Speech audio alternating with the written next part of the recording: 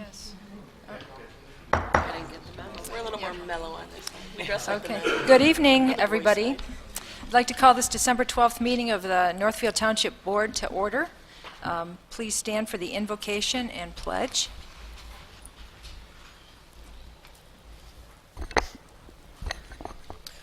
I'd like to ask that let us please hold Janet's husband in our prayers, and may we humbly petition the guiding hand of divine providence to this assembly as also to our daily lives.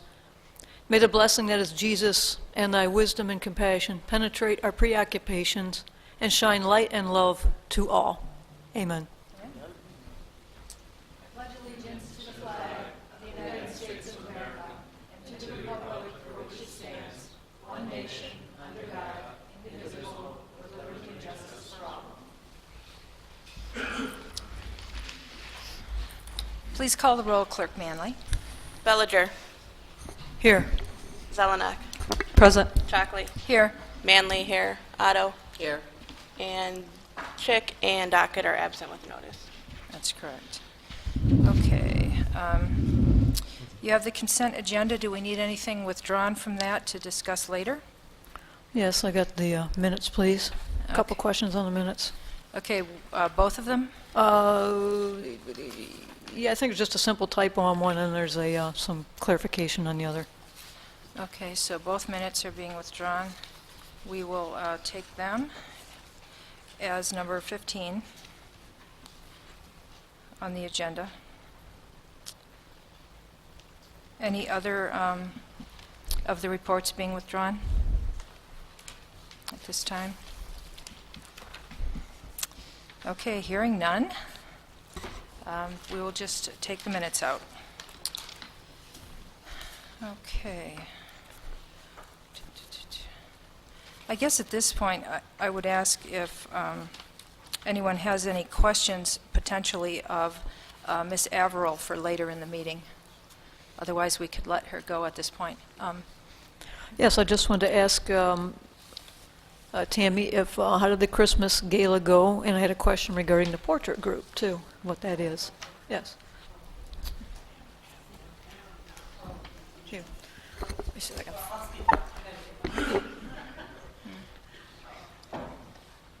Went beautifully. Everyone had a good time. Everything went off smoothly, no problems. The only thing I forgot this year was a tabletop easel, and Fox Hills had me covered. So, so everything went great, and I've been getting lots of great feedback from the seniors about it. So it's one of the traditions that they dearly love. So I've been very pleased. We had 36 people there. So, which is a little down from last year, but we've had a couple that are in the hospital or rehab facilities right now, and we lost one person. We had somebody pass away during the year, so who would normally be there. So, but we did pretty well. I was pleased. And what's your question about the? Oh, it's the Whitmore Lake Portrait Artist Group, and they have been meeting every Monday afternoon from 1 o'clock until 3 o'clock since long before I started. The little gallery, when you walk in the main entrance and you turn to the left, there's a little gallery room. They donated the money that bought the hardware and stuff to hang the portraits, and so about every 2 months they change the portraits out, put new portraits in that they've done. They use a live model, and if anyone is interested in modeling, they do pay $35 so for modeling, and they love to see new faces. Help-In's right at the center every Monday afternoon. Yep, there's anywhere from 6 to 12 of them at any given time, and each one does something different. I mean, someone works in oils, some work in watercolors, some sketch. Really do a beautiful job, and it's interesting to see all the different impressions of one single person that they do each week. Okay. So. Thank you. I had some questions on that. Thank you so much for sharing. You're welcome. Okay, thank you. So if there's no other questions Just of one more. of Yep. Ms. Averill? Yep, Okay. just Thursday's a big night for Santa. Yes, Thursday is Dinner with Santa, and I am hoping that the weather isn't too bad tomorrow, so it doesn't throw things off. We generally get around 200 people plus, depending on how the weather goes each year. We have, thanks to the Kiwanis, we have a live reindeer. I believe it will be Clarice this year that's with us. Santa will be there. We're serving hot dogs, chili dogs, chili, chips for dinner. We've got crafts. We have games. It's a lot of fun. Mrs. Claus will be there as well, and a couple of the elves. So hopefully we'll get a good turnout. Okay. And I just wanted to No make a venison. comment. Okay, Ms. Otto. So Tammy, I just wanted to make a comment. My husband and I attended one of the trips for the first time, and it was wonderful. Oh, that's so good to hear. Yeah, very wonderful. Thank We had a you. good time. Oh, great. Okay. Well, thank you, Tammy. Feel free to get up and leave at any point. I know it's been a long day for you, so you're welcome to stay for the meeting, but feel free. Okay, great. Well, thank you. Thank you. Thank you, Tammy. Okay. Thank you. Okay, so now we have the opportunity to adopt the balance of the agenda. I need to add something to the agenda.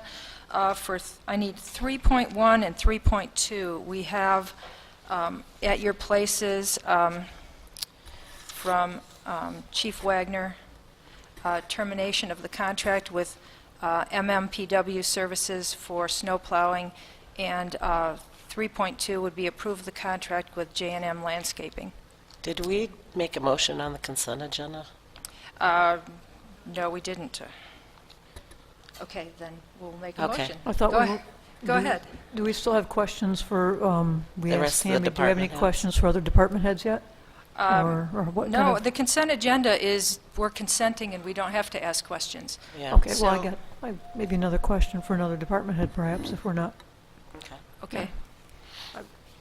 Just a general question, I've had this for months, and so now's a good time to ask. Are we generally, I've been watching the daily average flow rates throughout the year as we get this report from you, and it appears as though overall in general, we typically tend to have more flow than the year prior. Has this been the trend that you've seen?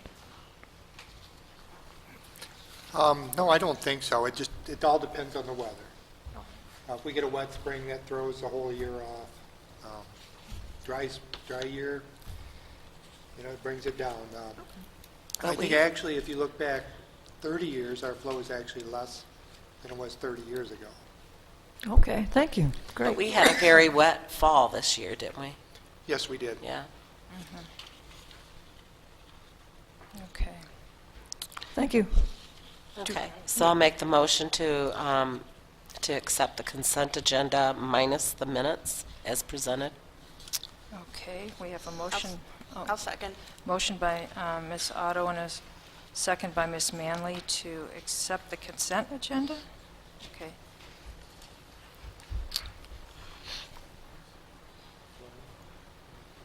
Okay, any other comment on that? All in favor, say aye. Aye. Aye. Anyone opposed? Okay, no. Okay, thank you, that passes. All right, now I'd like to add to the agenda the termination of MMPW as 3.1 and the contract with J&M Landscaping for snow removal services as 3.2. And I would like to eliminate 11, which is the ZBA appointments. Amy Steffens has withdrawn her application at this Okay. time. So we'll take more applications and deal with that in January. Okay. Okay, I would like to make a request. sure. If we can move the civic event application for pond hockey up. It's my understanding that Sam has something, and he could not stay the whole hour. I support. So I don't know where you want to Okay. put it, but We might as Yeah. well make it first. Well, we're being very friendly tonight, aren't we? Okay, this is good. Okay, so we'll move civic event application up to 0? I mean, if we're going to have it first, it needs to be before 1, so. Okay, -1, 0. Okay. All right, so now I need a motion to adopt the balance of the agenda as amended. So we've moved civic event up to 0, and we've added 3.1 and 3.2. So, Support. okay, so we'll say I made that motion, Chalkley, and Bellinger supported. All in favor, say aye. Aye. Anyone opposed? Okay, that's changed. All right, now is an opportunity for call to the public. Can we, if anyone has anything they would like to share with us tonight, please come up to the microphone, turn it on, state your name and your address, and feel free to discuss anything share with us anything you'd like, and you'd have 3 minutes to do so. Anyone? Welcome.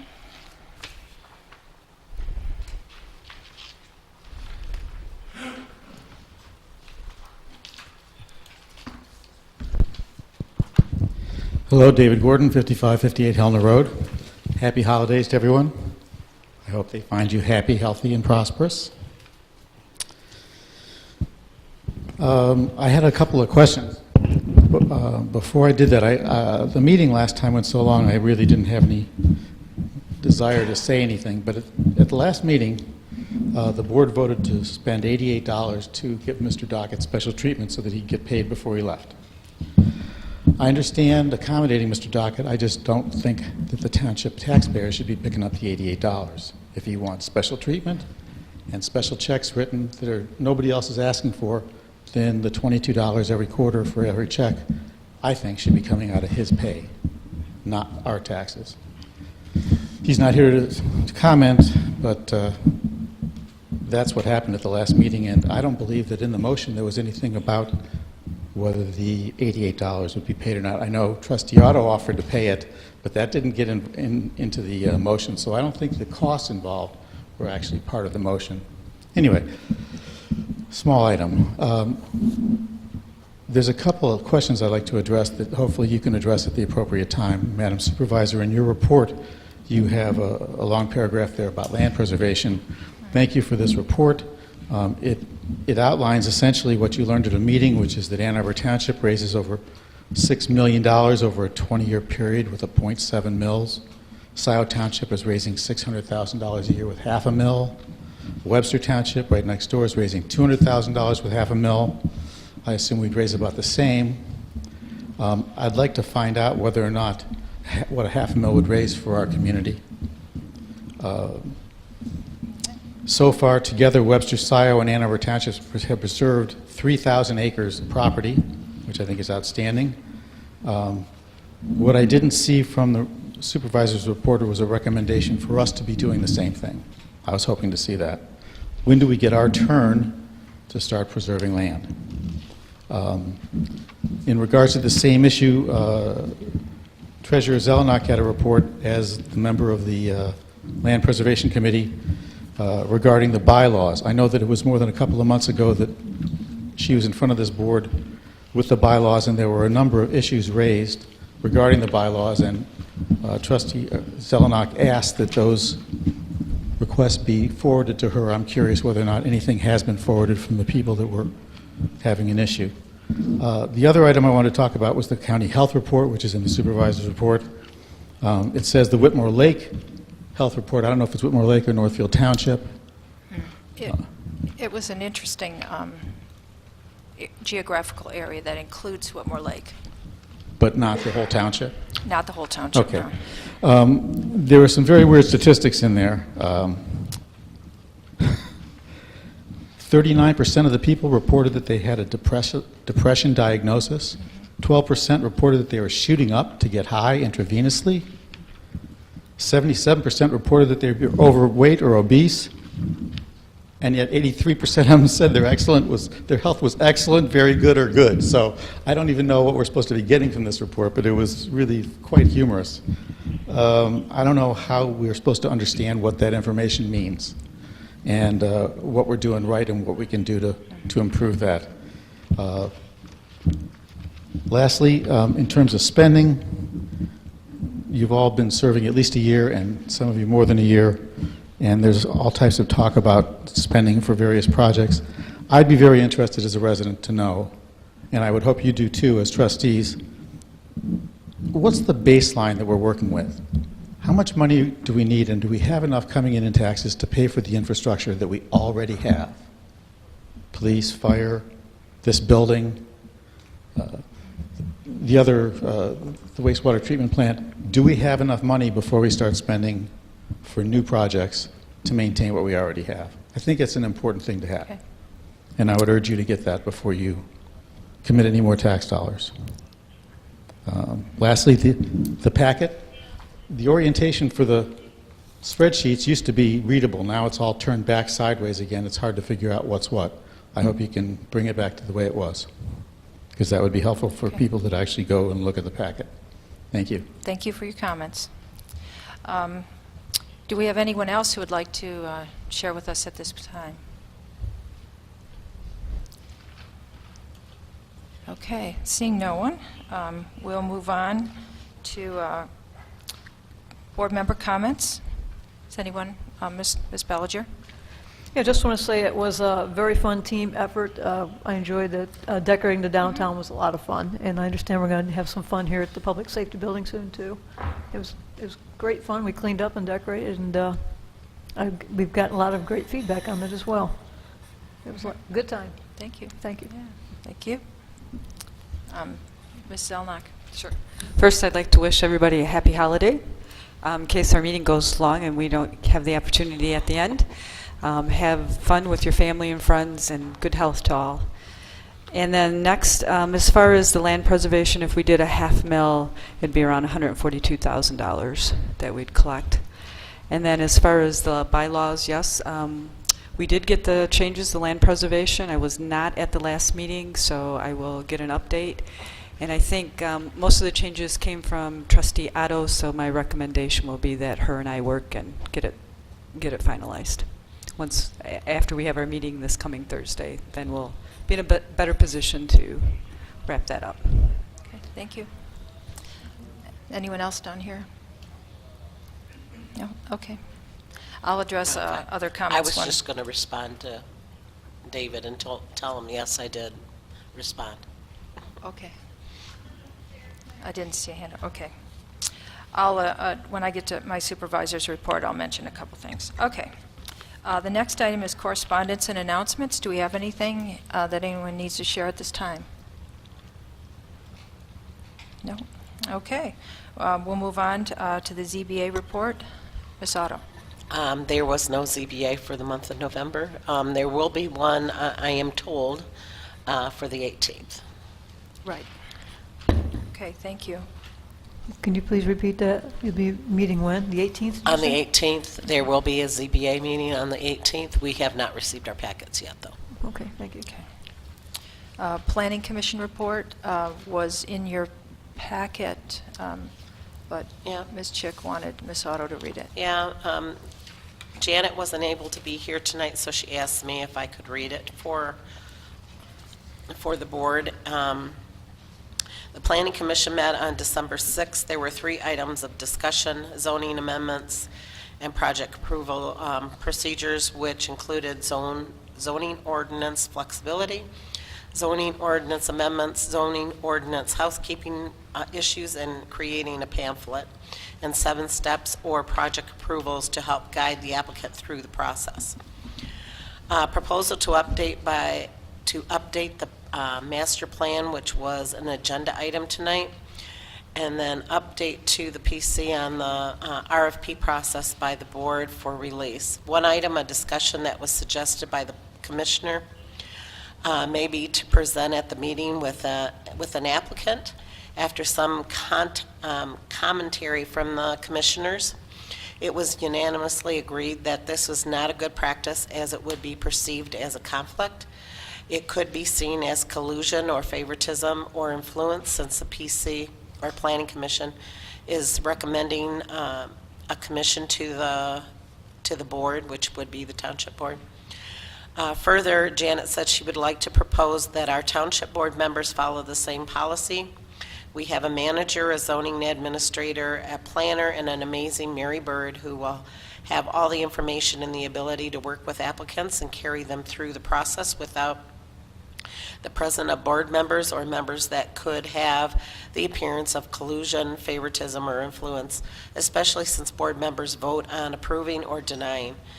The applicant process is an administrative function. This policy would apply to any meetings with applicants for development proposals or projects. Okay. Thank you. And I think she wanted to bring it up probably at the next board meeting. Okay. So, Ms. Selnok? so it appears, based on reading this, that we're trying to address what the public has been telling us about making our process easier for them to understand, easier for Right. them to do. So, good. Very glad to see that. Yep. Okay. Okay, next item, Land Preservation Committee. Ms. Selnok. Parks and Rec. Oh, Parks and Rec, I'm sorry. We will have a meeting. We are scheduled to have a meeting on the 21st of December at 7 p.m. It's downstairs here. The public is welcome and encouraged to attend. That's December 21st at 7 p.m. Okay. Next item is Land Preservation. So our next meeting is this Thursday, December 14th. And as mentioned, we're working on the bylaws. We are planning right now a public information on February 8th, at our February 8th meeting. More to come on that. Okay. Treasurer's report. It's in your packet.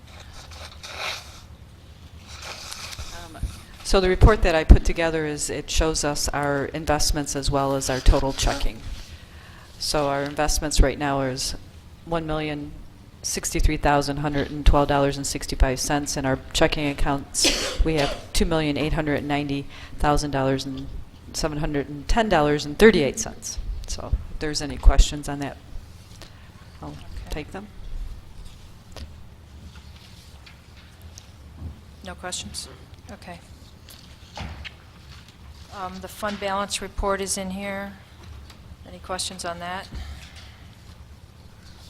Yes, which of these numbers would be the current fund balance? Is that 51% or 36% or I don't think there are. 43%?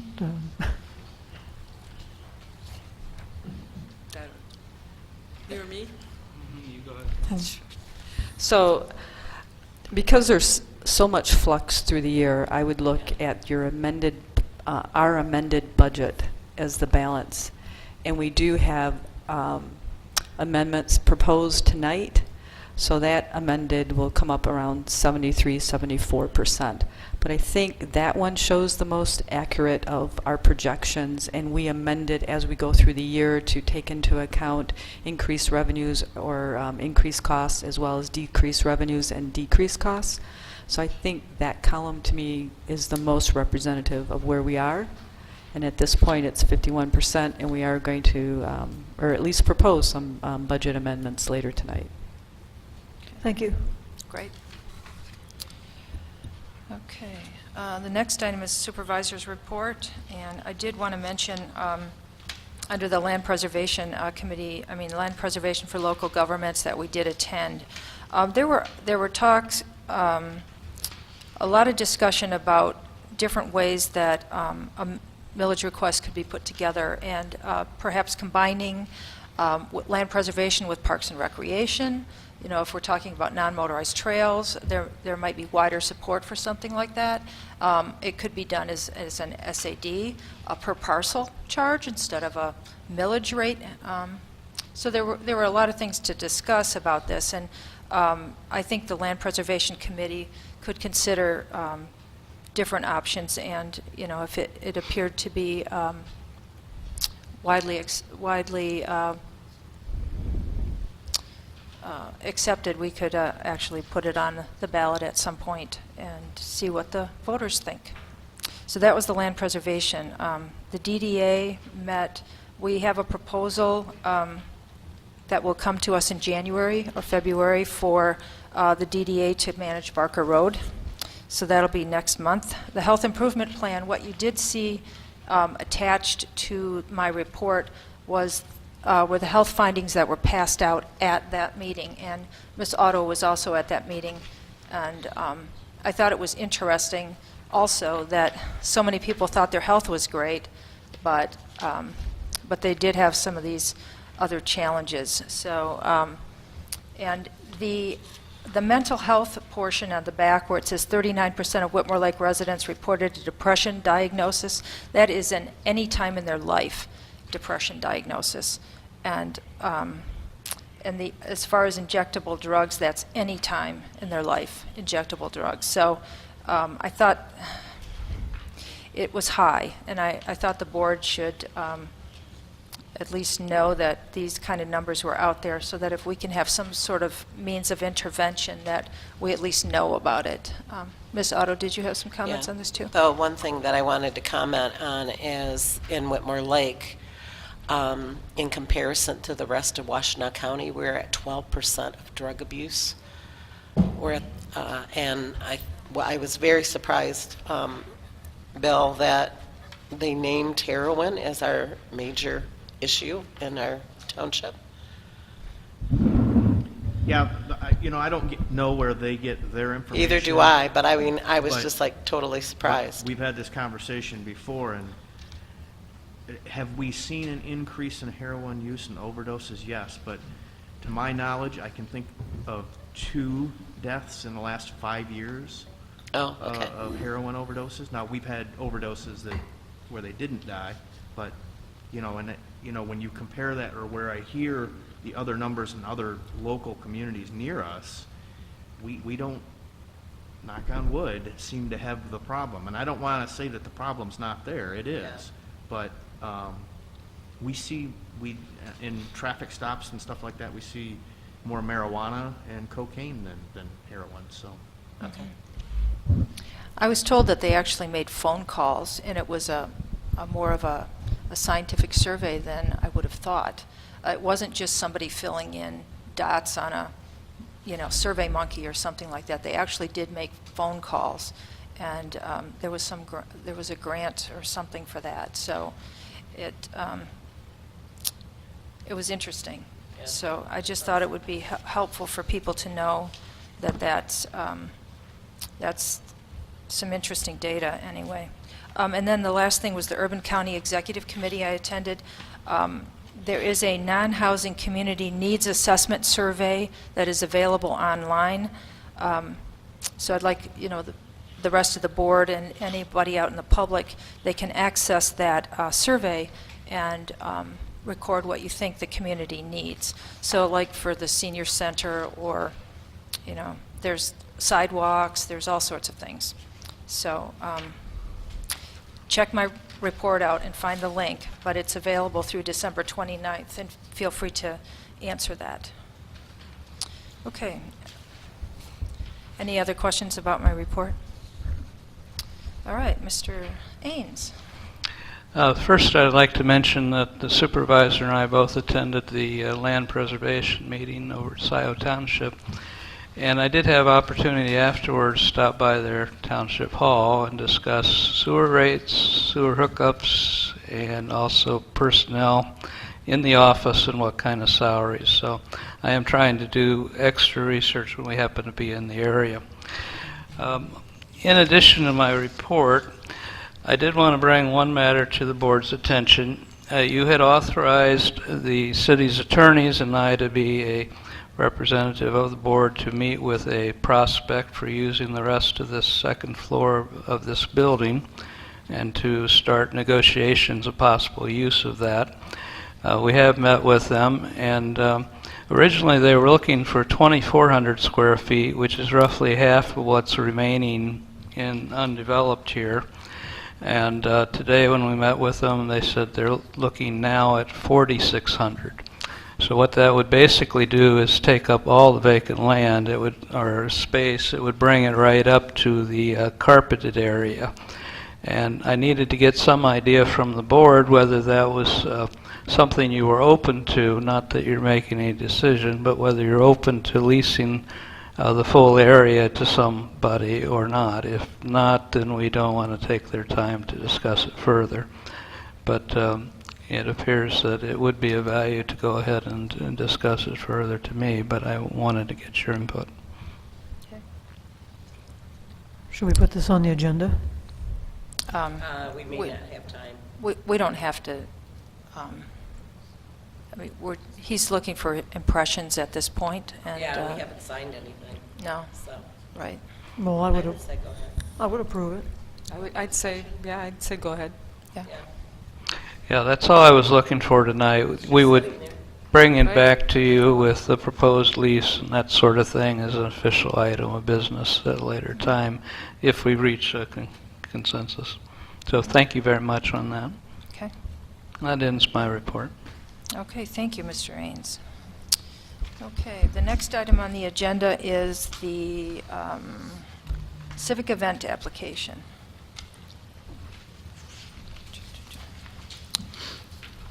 Welcome, Mr. Iaquinto. Thank you. Sam Iaquinto, 9876 Main Street, representing Michigan Pond Hockey Sports Charities.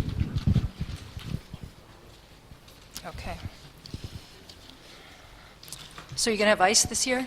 We are praying for it, yes, ma'am. Okay. That's the most we can do. Okay. Well, this is pretty much the standard application from every year that you do. Is there a can't say rain date, but frozen ice No, date? we've decided that if those dates are not available, then we will have to cancel the tournament. Okay. And again, the only reason besides us not meeting the requirements from the township, canceling the tournament would be insufficient ice on the lake. Because of the size of the tournament now, we need at least 10 to 12 inches of solid ice to be able to have a safe tournament. I have a question about parking. It seems to me that there was supposed to be some sort of a fee per car or something. Was that true last year that we didn't? Last year, I'm recalling an email that Chief Wagner sent that it was a percentage with a maximum of 500, I believe, Chief, somewhere around there. There was something, I don't know, but I don't think it was me that recommended that. Right. That came from, I thought it came from Well, you, the, Marlene. the downtown planning group had a recommendation for fees for parking, and then the board accepted that at some point last year, but then it didn't happen, so we didn't get the funds. But also the grass wasn't all, we didn't have ruts or anything, so there Right. wasn't, you know. So but- I can definitely forward that email. I do have it from Chief Wagner. I'm sure Chief does too. I can find it. Yeah. Okay. But we would be in agreement to that percentage that there was a maximum cap, and I want to recall it was 500 from recollection, but we would be in agreement to that, yes. And again, Okay. the parking is manned by Whitmore Lake Touchdown Club, which is a booster club for Whitmore Lake High School's football program, and so they're the entities that wind up manning that, so that comes out of their proceeds, and I've spoken with them, they're fine with that. Okay. I do have a couple of, a little input on this. Just so the board knows, the way this permit is put together, you're going to, if you okay this, you'll be okaying the use of not only the parking, but the beachfront area of the township. And one of the things that I had discussed with Sam in the last couple of years is there's been an issue with alcohol in the volunteers tent and the players tent. And my belief is that all of the alcohol provided by the pond hockey should be in the beer tent and shouldn't leave the beer tent. So I want to make sure the township, now people technically can have alcohol on the lake that they provide, but I want to make it, I'm thinking that the township probably doesn't want to allow open alcohol on the township property. Or maybe you are okay with that. I don't know. I don't want to answer that for you, but that's one of the things that's a little different with this permit than we've dealt with in previous years. And that's Plan B, Chief, as you see. That would be for Plan B, where the tent for the players would be on that piece of area, and that is, say, in the case that we do have significant ice for safety for the tournament, but where we would like to put the player tent on the ice is not safe enough in any area because near shore.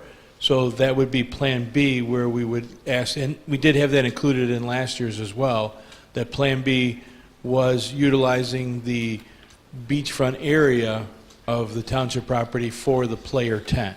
There's a location for that tent to be set up for the players so they can have ease and access on and off of the lake. And we did switch, we did implement policing that better last year for the player tent. Instead of just giving them a case of beer as we have from the sponsors, we're giving them tickets so they can redeem them at the, at the bar inside the main entertainment. Yeah, tent. I just want to make sure it's clear that all alcohol provided by the event is in the beer tent for the volunteers, for the players, for everything. And then we will be enforcing open alcohol on township property. Unless the board, Well, and again, I don't want to speak for the board, but I think Mr. Maines has something to say about it.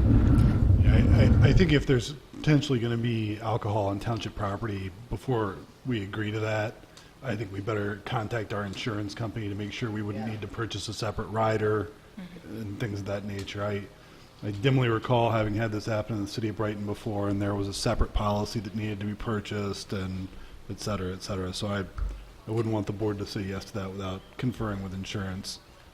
Okay. Ms. Bellinger. So if they have a tent on the township property and the alcohol stays within the tent, is that permitted? I'm just asking for clarification. Or is that still considered township property and is not advised at this point? well, we as the event would not be supplying any of that for the player tent. What I believe Chief Wagner is referring to, players may have it in their bag, and so, they may bring that in themselves. And so, that would, again, not be supplied by us as, the event facilitators. Mr. Wagner, did you have something else? We have had an issue in previous years of open alcohol floating amongst the different properties, and we really want to try to cut down on that and keep the alcohol in the beer tent, so to speak. And so I guess if I had it my way, I wouldn't want the township to allow open alcohol. That way we can enforce that, whether it be, I guess I didn't understand, but now I do, the difference between Exhibit A and Exhibit B. And I actually had that as a question. So where you put the player tent. Right, exactly, and I didn't catch that when I looked at it the first time, so I see that. It is really a really nice event for the town. I don't want to sound like I'm negative on it. I just want to try to control the alcohol use and keep it in the beer tent. We have, this board probably doesn't remember it, but we did have a couple of officers receive significant injuries in a fight probably 3 or 4 years ago. And so that cost the police department overtime and health insurance issues or workers' comp issues there. So, and we now require them to keep a certified officer, and pond hockey does cover that. And just so you know, Sam, on these types of events, we do now pay our reserves for that. So it's a small stipend for the reserve officers, so that will be part of it that pond hockey does reimburse us for, as well as EMS coverage during the hockey games. We do usually sustain a couple of injuries, nothing real significant, but with all those players and all those hockey pucks flying around, somebody usually gets. So other than that, we usually work through the issues. A lot of it comes up the 2 or 3 or 4 days before the event. It's somewhat similar to the 4th of July activities, where while he doesn't have everything in place right now, it usually all comes together, the week or so before. So. Okay. So, Sam, it's my understanding that that you do need to have this approved tonight in order for you to submit for approval for the state liquor control? Yes, that's Okay, part of the that's the part of the next application step. process, Okay. correct. And then, for us to really be able to start planning and moving, we've done all the preliminary planning, but before we can, pull the lever, the first step is township approval, yes. Okay. Okay. And which, are you using Exhibit Plan A or Exhibit Plan B? So Exhibit Plan prefer- A is the ideal plan, as long as there's sufficient ice on the lake, as long as, it's safe to have the player tent on the ice, which we have had before, and it's been very safe and very nice. But as we all know from event planning, it's good to have Plan B as a backup in an instance, whereas if we do have safe ice enough to have the event, Okay. but there's no safe location, close proximity to shoreline to have the player tent, to be able to have that option of the player tent on that shoreline area, yes. Okay, So that would be Plan B, okay, that map, where everything is the same except the player tent would therefore be at that location. okay. And that tent in the past has been like 100 by 60. Okay. Everyone's questions answered here? Okay. Ms. Zelnok? So overall, how much is the revenue that's earned from this pond hockey? It varies because it depends on what Approximately. happens, in the entertainment tent. It depends on how many players sign up. So, those are all the variables, right? So the last time that we held it in our township, how much was the revenue? From all those events, from the entertainment, from the beer Minus tent? your from expenses. Yep. There was probably $10,000 profit from it, Okay, and then how much of that goes to charity? all of it, So anything that's earned from the beer tent, the entertainment, it all goes to charity? 100%. Okay. I volunteer 100% of my time. My board volunteers 100% of their time. We're doing this for a great winter activity for the community. Mm-hmm. We're doing this for the love of hockey. We're doing this, and I'm saying we because it's a huge team. There's 130 volunteers. We already have 100 signed up for this year. In previous events, we've had 130 volunteers. So, and what we do also incorporate is, as I'm sharing with you, the parking is managed and ran, and all funds are collected by the Whitmore Lake Touchdown Club. We have probably 10 to 12 other school-sanctioned groups, whether they be sports teams through the Whitmore Lake High School, through Brighton High School, whether there be dance teams.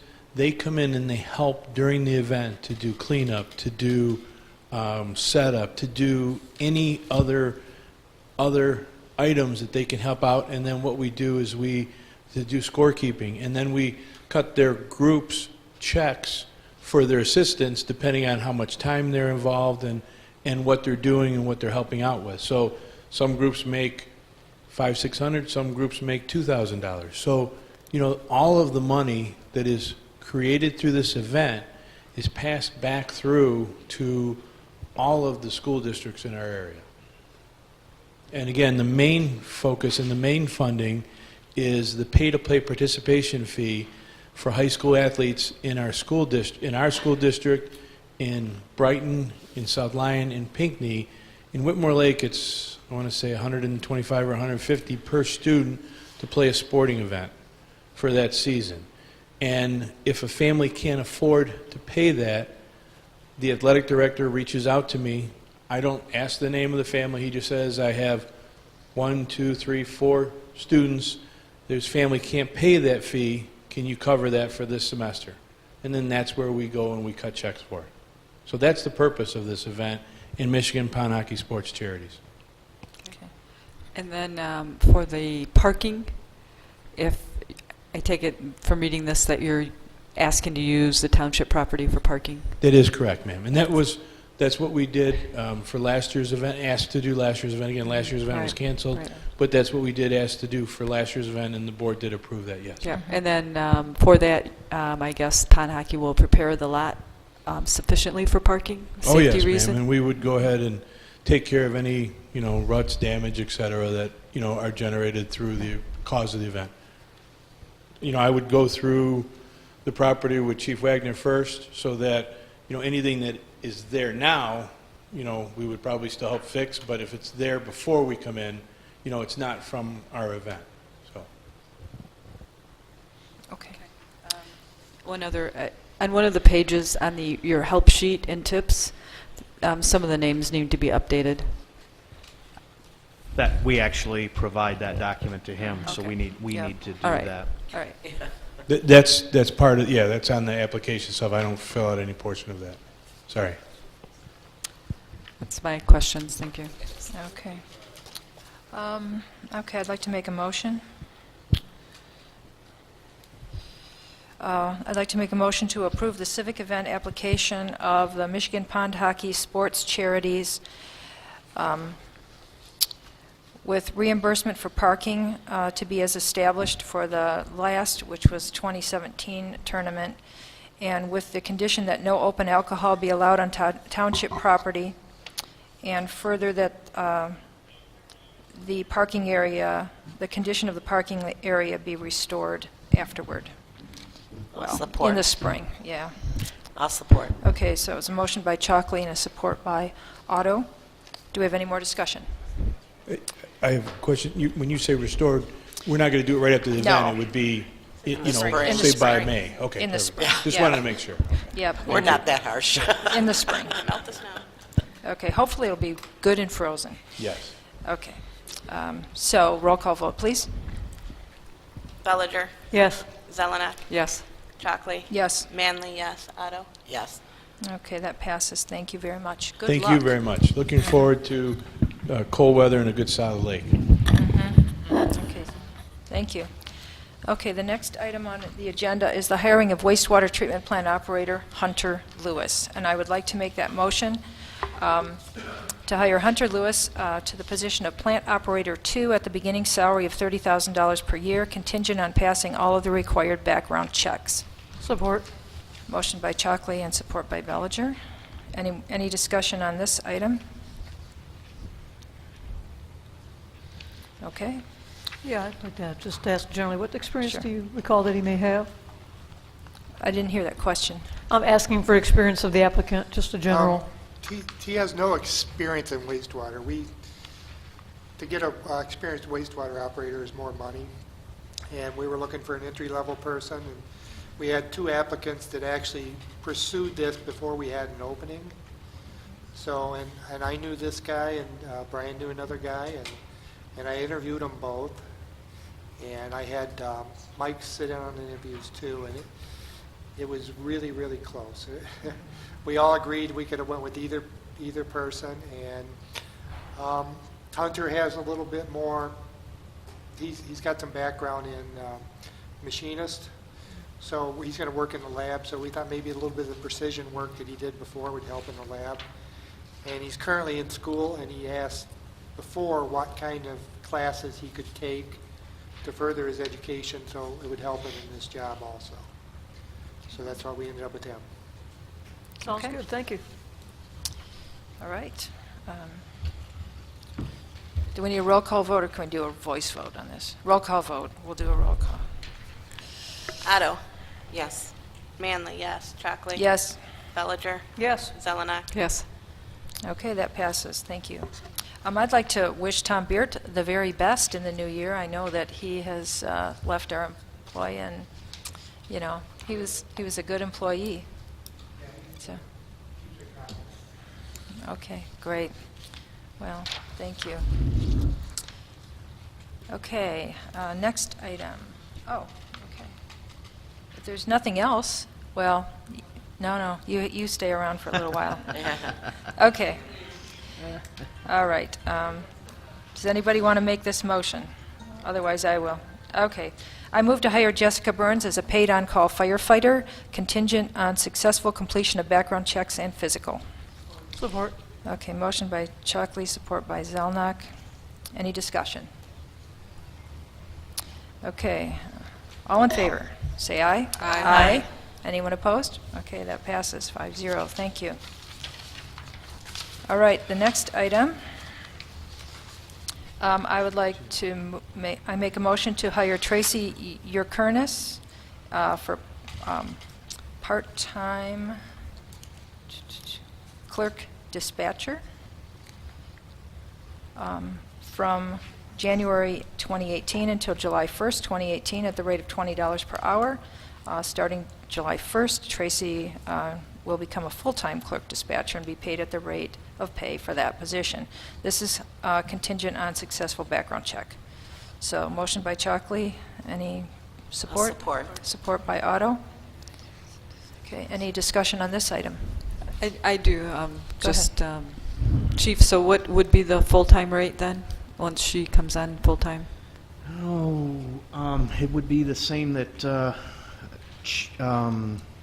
Hamilton is now. I want to say it's $24, $25 an hour. And then so with her experience, you think the rate of $20 an hour is appropriate, obviously? She was accepting of that. Okay. All right. Okay. And then do we, I guess, have a plan when she becomes full-time to hire someone part-time? Yes, we have a couple different Okay. options. The Sue Hamilton, the current full-time, may be Okay. open to staying on part-time. Or then we still hope to still have Angela for 1 day a week. And Okay. then we also have a police officer that, a current officer that may be interested too. So we have different options. Okay. Thank you. Okay. Ms. Bellinger. Is this, these employees also receive pensions or so forth, or? She would receive the same as full-time employees. The question that we'll have to answer with her was whether, because she's been with MERS as a previous police officer, she may request to go to MERS, and that will be a decision the board will have to make. We have much time before that because that won't happen until July. There's really no more cost to the township for that to happen. It's just that we've never opened that up to a non-union employee before. Are we all on MERS? They're going to MERS now. Right, we're moving. So are you distinguishing between the MERS from a salary position and the MERS from a non-union, or a union position, or union, non-union? Because we're moving to MERS. Well, The township has. but there is a difference between the 401K that we're moving to and the actual pension that the police officers are in. Okay. I see. Again, really, there would be no difference to the township. The township's contribution would be the same. It Got may it. change her contribution. Got it. So, but like I say, we'll have time between now and July to figure that out. So, Okay. she won't receive that as a part-time employee. Okay. Does that make sense? Does that answer your question? Okay. Yeah, thank you. Okay, any more questions? All right, so the motion was to hire Tracy Yerkernis as part-time. All in favor, say aye. Aye. Anyone opposed? Okay, 5-0. Thank you, that passes. Thank Yes, you. and I'd like to certainly thank Angela for all her time. Yeah, as well on this, but, she's not leaving completely. Right, We're but- still going to have her a little bit. And I can't tell you how valuable both Angela and Sue are. Right. They're just the knowledge that they have for the things that they have to deal with at that police desk. We're really fortunate to have as good of people as we do, and I think we're going to be very fortunate also to have Tracy coming on board. So, Great. thank you. Thank you. All right, the next item is the snow removal contract. So 3.1, I would like to make a motion to terminate the snow removal contract with MMPW Services, Unique LLC. Support. Okay, a motion by Chockley, support by Bellinger. They call themselves MMPW Services / Unique LLC.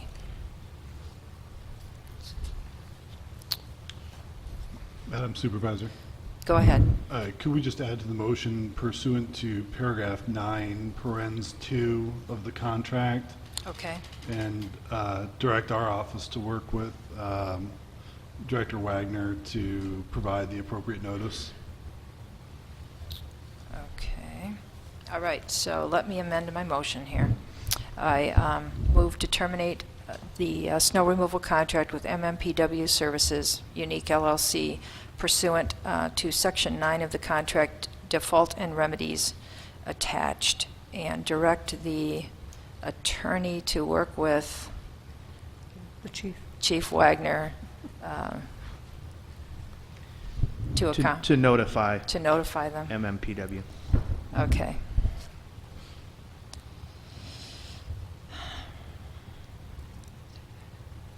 Okay, do we have any discussion on this item? So if I may. Go ahead, Ms. Zelma. So I know, Chief, we had done some kind of preliminary research on the company, and obviously they're just not delivering to what they said they would. No, not even close. I could go on and on about the frustration I've had since midday Saturday of the dealings with not even able to remove the less than 1 inch snowfall that we got Saturday, right up until 10 minutes to 8 this morning when I received a text saying they had another equipment failure and they would be unable to plow today's snowfall. No trying to find additional equipment or somebody else to help them with it. Just that was all. So I was really frustrated, one, but then when I was able to get a hold of Jason Moffitt, and literally within an hour he was here, and by 1:30, 2 o'clock this afternoon they had everything cleared. Now they did have to do extra work because this last snow was not removed in a timely manner, so it got packed down, so they were unable to completely remove it on a scraping, so they had to salt it a couple extra times, which is where you see my last paragraph of the memo, something that we may have to deal with in the future, depending on if and when MMPW sends us an invoice. Okay. Any more discussion on this? Who was my second? I made the motion. We didn't get there yet? I could second. Okay, Ms. Otto. Okay. All in favor, say aye. Aye. Anyone opposed? Okay. Good. So we'll just wait and see if we get a bill to deal with that? Yeah, I think that's all we can do. Okay. All right, then the next item, I would like to make a motion to approve the contract with J&M Landscaping for this year's snow removal contract as distributed with this latest, well, it was the same thing as we got earlier in the year, right? Would you like to discuss this, Mr. Wagner? So J&M did bid on this previous contract. I don't believe they came in second, but they did come in third, but I believe they were really competitive with second. I didn't have a lot of choice this morning. That was the only one I knew that was local that I thought, because I felt like it was an emergency, we needed to get the snow off today. So they were very competitive with two. They are a local company. We've used them in the past. We use them for our lawn care now. So that's why I went with that recommendation. Okay.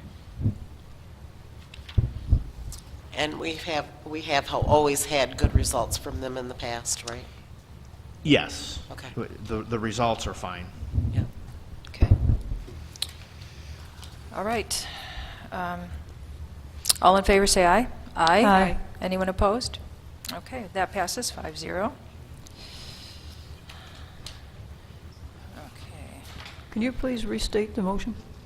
Okay, the motion was to approve the contract with J&M Landscaping for this year's snow removal contract. So this would be 1 year. Yes. Yes, like the last one was, 1 year. Correct. The company is named what again? J and M. J and M. Otto. They're located at the corner of Main and Jennings. Okay. The next item on the agenda is the asset management plan. I would like to make a motion to accept the proposal by Tetra Tech for stormwater asset management and wastewater scope of services and the fee proposal provided in the packet, and to authorize the township manager to sign the contract. I will support. Okay, a motion by Chalkley and support by Otto. Okay, now we have an opportunity for discussion. Ms. Bellinger. So when this, when this package is complete, what will we have? Will we have a tangible database or unit of information we can then utilize for possible future work? Is there, maybe somebody can give a quick Mr. outline, what Mr. we will. Rubel is here, and he has an example of one from another community. Okay, and what can we use this for, and how will this benefit us, and what will we do with it? That's what we'll get. Yeah, this is part of Adrian's asset management plan that Tetra Tech prepared. And a member of the audience actually indicated what the purpose of this is. It's to completely understand the condition of the sewer and the wastewater plant so that you can plan for its needs over its lifetime, over at least a 20-year period. So at the conclusion of this, you will have a year-by-year plan that you can use to budget and execute. It will be in paper form. It will update your maps. It will be put into a geographic information system. You will likely purchase a computerized package that Mr. Willis's staff can use to keep track of their activities on the system. So it's all of those things. What does you just mentioned a program or a computer package? What does that typically run at this point? Oh, I don't have a quote. Okay. The grant allows you to spend up to $85,000 for software and computers. So you will use some portion of that. We'll have to meet with some vendors and get quotes. And what you don't put in software, you can put in hardware. And Mr. Willis's crew can buy tablets or laptops to put in trucks so they can take it out in the field and have at the plant so that they can pull it up on their desks and look at it. So There were some email communications that came in as a request from Ms. Zelnok for data to support this proposal, and you see that was at your place as you came in today. I believe. Find it. Yeah, there's, right. So you can see the breakdown of what the SAW grant application was, and then what portion of that was the consultant proposal. that's the one change, revision since the grant application of 4 years ago. Mr. Willis and I met in November to go through it in detail, and with the goal of trying to assign many of the tasks to his staff as possible. And all of that time is eligible to be reimbursed through the grant. So the consulting services went down quite a bit, and the townships went up, which I feel good about because that's money that stays in your account. And our calculation was, at the end of it, even with the match that you need to make, the township still keeps about $91,000 of that grant. So it will add to your balance, not subtract from it. Okay. Any more questions from the rest of the board? Go ahead, Ms. Bellinger. So how long is this, when we are given this package, what's the lifespan of the package that we receive the information? Would you That's a really good question. It's really meant to be a living document. It'll be pretty accurate for the first couple years. We'll be able to predict pretty well what the immediate needs are, but you know, it's like having a car. You kind of know that you need to put tires on it a given year, but there are some things that just happen by surprise. the object is to try to learn as much as we can so there are fewer surprises. But it's a living document, so it's meant to be updated approximately once a year, just to go in and record data that you learned, and maybe a project gets moved up a year and back a year. So it's meant to evolve as you learn more. So this data is to be most likely, I assume, entered in or by our facilities here, by the people that work at our plant, or they be the people that would be adding the data or keeping the document alive, per se? Is that what is kind of what the procedure? Absolutely. To the extent that we can, the goal would be to train Mr. Willis's team so that they can keep it going. Yes. Okay.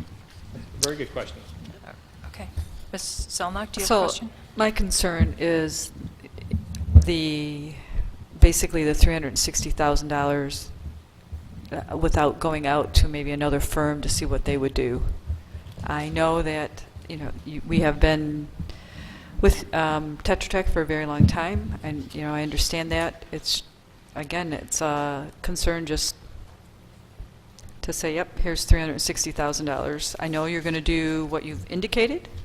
It just seems that that amount or any that we should potentially see what other firms would do and what it would cost as well. Mr. Willis, did you have something you'd like to share with the board? Yeah, you kind of see what you got today with the snow plowing contract, Somebody else maybe they thought they could do it cheaper, and then you get something that you can't deal with. We've worked with Tetra Tech for years and years and years. They've always been excellent for us to work with. We can get answers for anything.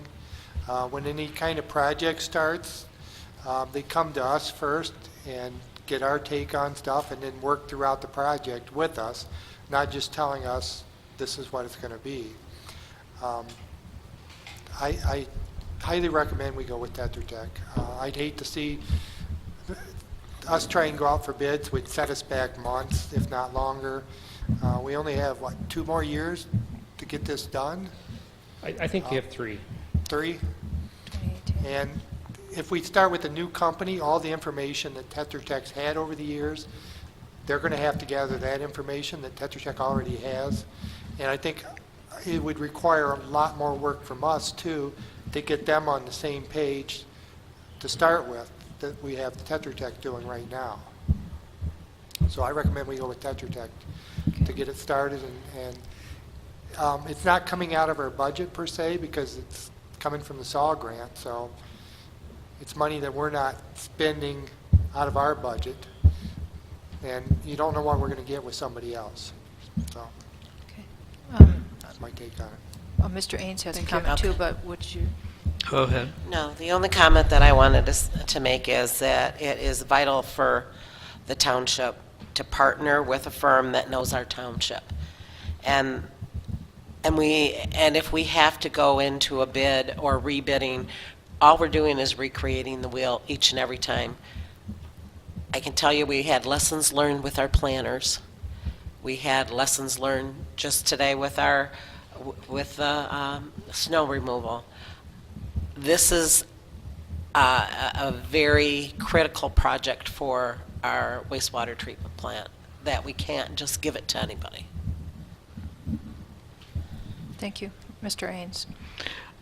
I wanted to point out that this has been underway for about 3 years now. What the state did was when they approved the grants in concept and borrowed the money, they notified units of government that they would be awarded at a future date, and they could go ahead and start work on it. And then at a later date, you'd get official approval. All that came through this fall, and the actual document was in December. What we've already completed is the 10% match that's required by the grant. So between the work that the treatment plant staff have done and the engineers, we expect to be able to start submitting, as soon as I get the signed document back, requests for reimbursements for the amount we went over that 10%. And then, as was pointed out, there's a lot of work that the treatment plant staff will be doing that instead of the wastewater fund paying for that part, the state grant will be paid for.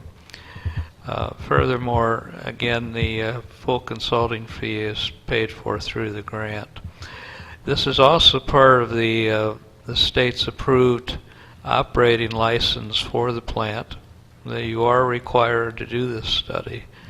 And so if it, by chance, you did get another firm and it did delay the process and you didn't meet the deadlines of the state, then potentially you could face fines and other types of problems with the state.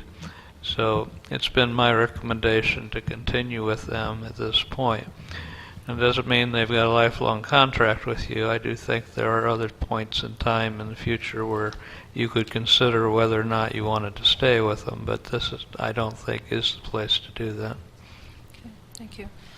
And my comments are that Tetra Tech has the staying power. It's a good long-term company. We had a contract with another company for one of our SADs that was done, and they went out of business, and we couldn't find the information. So I think it's critical that we have a company that's well respected, that's going to be here long into the future, so that we don't have these problems, because that could have been a big problem for us when we couldn't find the as-built drawings, and it was very difficult. I also am concerned that not moving on this at this point is going to set back our RFP process for the community park. We do need this data as we move forward to actually accomplish the master plan that we had all run on. So I think it's pretty important that this move on right now. So anyway, last comment then, Ms. Bellinger? Yeah, I do just want to say that there's validity to entertaining other companies with any bids and so forth. That's just good business to entertain other possibilities. Regardless, maybe this isn't the time, but this is something good to keep in mind. It keeps everybody, on the up and up. Is the idea of it. Nobody's too comfortable, and it also allows other possible good, but as mentioned tonight, possibly bad deals. And it should be remembered that grants are not free money. They are derived from taxpayer money. This is something that we need to remember, unless it's a private grant. That, of course, is private money. Thank you very much. Okay. I do want to say that these grants come from funds that were voted in by the voters of Michigan, and I forget exactly which fund it was, but it was in one of my prior reports. So I'd like to have a roll call vote now, please. I do have one more comment. Okay, go ahead. So it's not necessarily going for the cheaper vendor on this case. It's just making sure that, as Ms. Bellinger has said as well, is that there's some point in time that we are looking to see if there are other vendors, such as OHM, Spicer, Hubbard and Roth companies that can provide the same services, because it seems like we're always going down, and because they've been here so long. So that's where my concern is. I know Mr. Rubel has done very well in answering my questions along the way when I have them. So I do appreciate that. It's just that, as the township manager said, where is potentially a breaking point to get other bids and make sure that we do that appropriately. Okay. Thank you. Roll call vote? Manley, yes. Zelenak? Yes. Chockley? Yes. Zelenak? Yes. Bellinger? Yes. Otto? Yes. Okay. Thank you. That's great. And we do have the contract here that Mr. Ains can sign and save us all some postage. Okay, thank you very much. Moving on, we have our budget amendments.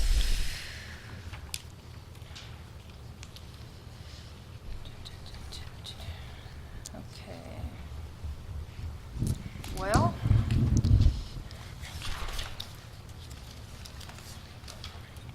so one thing I want to say about the budget amendments, because we've had some discussions with our controller about this, and We don't need to be this detailed when we do our budget amendments, because as long as we're still positive in each of the departments, we're good. So we don't need to get this detailed, but we're going to do it this time.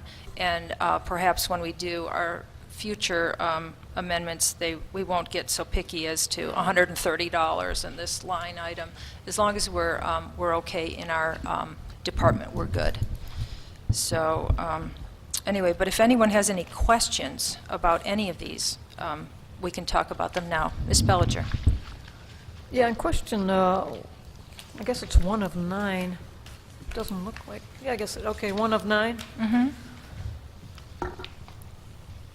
A little more than, on expenditures, a little more than halfway down. We have add 10K to planner fees for North Village, RFP, and 12.5 K for half of master plan. Now, I know that we voted and approved to release the RFP.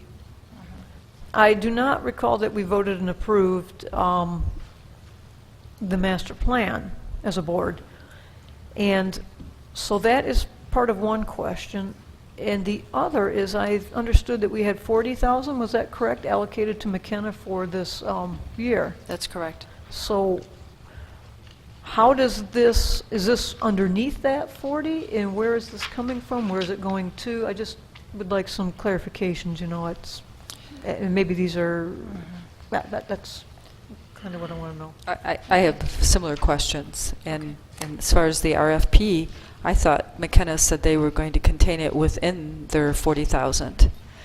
And That was my understanding. so I'm not sure, you know, why we're adding the 10,000 or whatever it says. It says 10,000 planned for the North Village, plus the 12.5 for the master plan. So I have similar questions that I thought it was going to contain in our 40,000.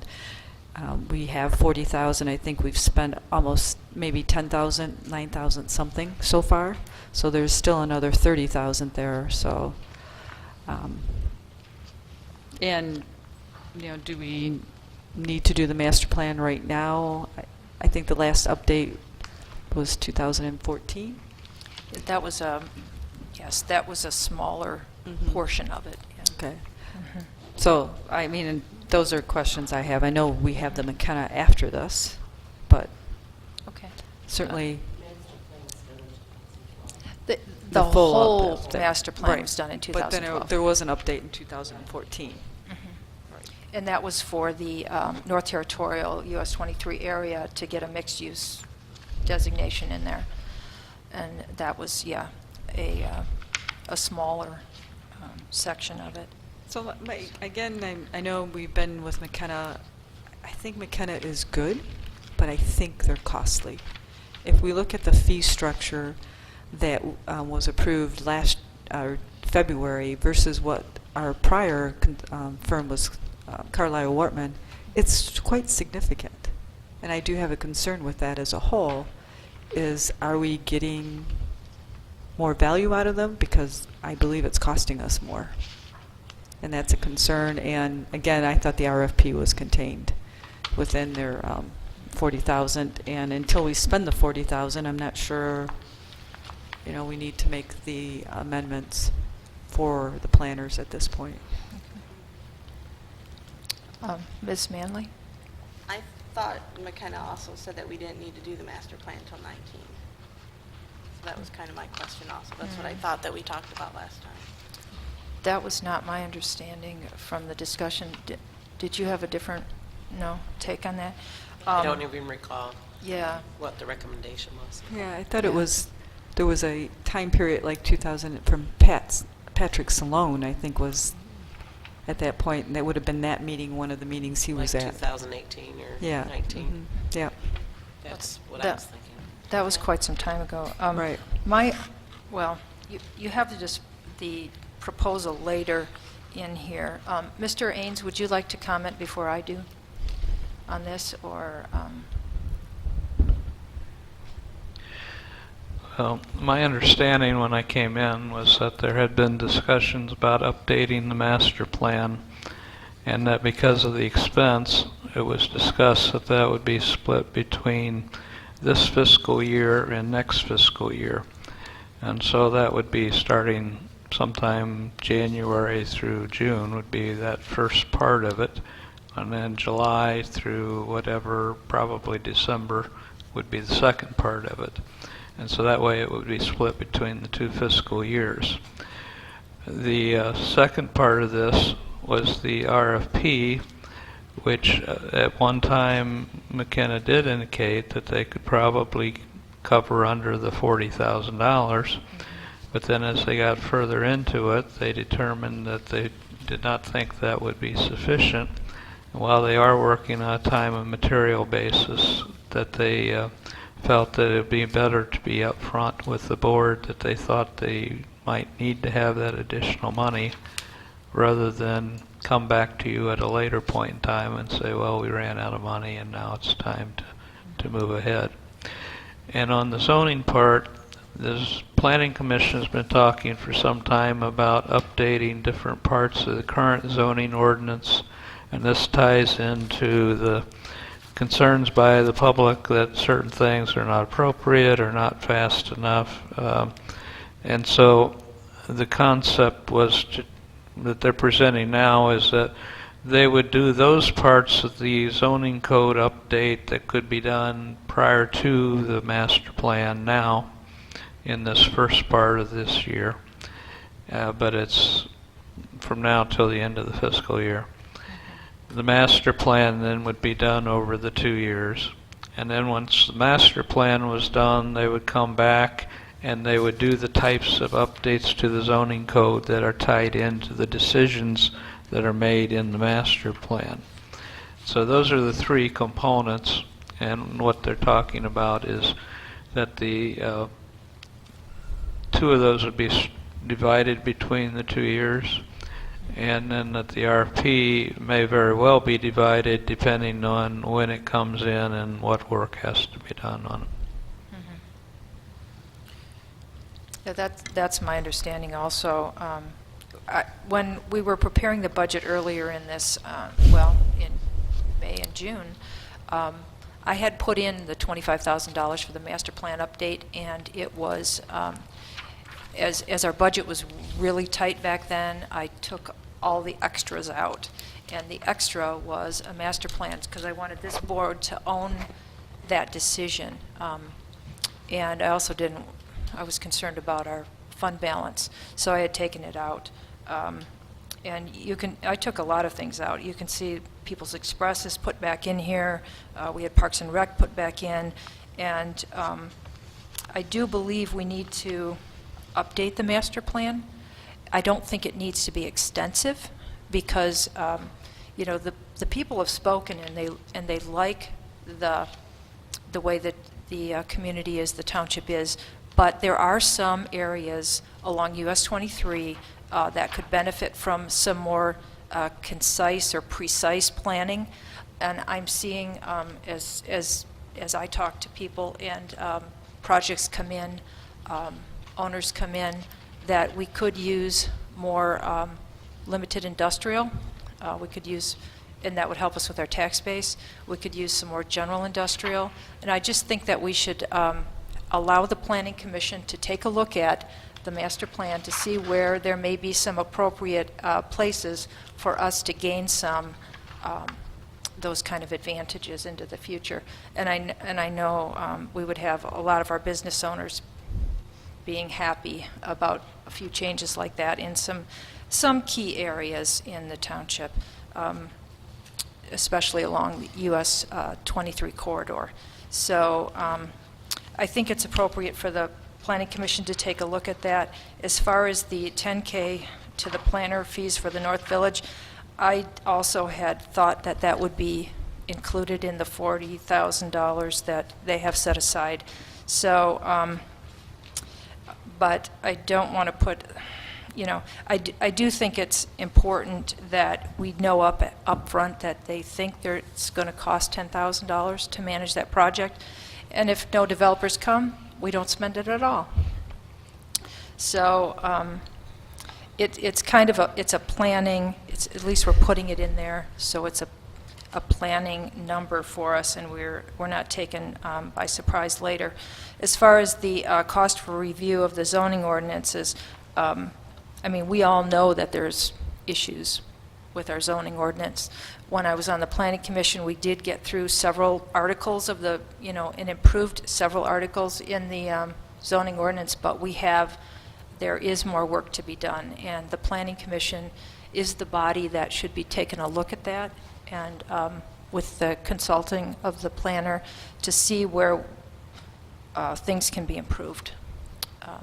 So I think that would be helpful in the future for our applicants who come in to have that clarified. Ms. Bellinger? Well, you mentioned about the 7250 for the zoning ordinances. I thought that we just approved Vidya, who would be doing part of that work in office. I thought, is this part of what we're talking about? No. And that was going to be somewhat not that costly. This is for changes to the actual zoning ordinance. It's not zoning compliance. It's not what she does, although there could be some changes made to the zoning ordinance that would affect what she does. The processes, the things she's looking for. But this is the document that if you go online, you can go to Code of Ordinances and you can pull it up and you can see what the rules are for all the different zoning districts, and then how the plan is, how the processes are implemented. Well, we did okay 40,000 for McKenna. So I find I'm a little uncomfortable with already allocating additional funds. We're just early into, seems like we just okayed the 40,000. I wonder how much of that has been spent down? Well, Ms. Zelnock said it, not a lot. I think, if I recall looking at it, it was $9,953, not... In changes to the master plan, aren't these okayed by the Planning Commission? Is that how that works? Why would we need to spend $12,500 at this point working on minor changes along 23?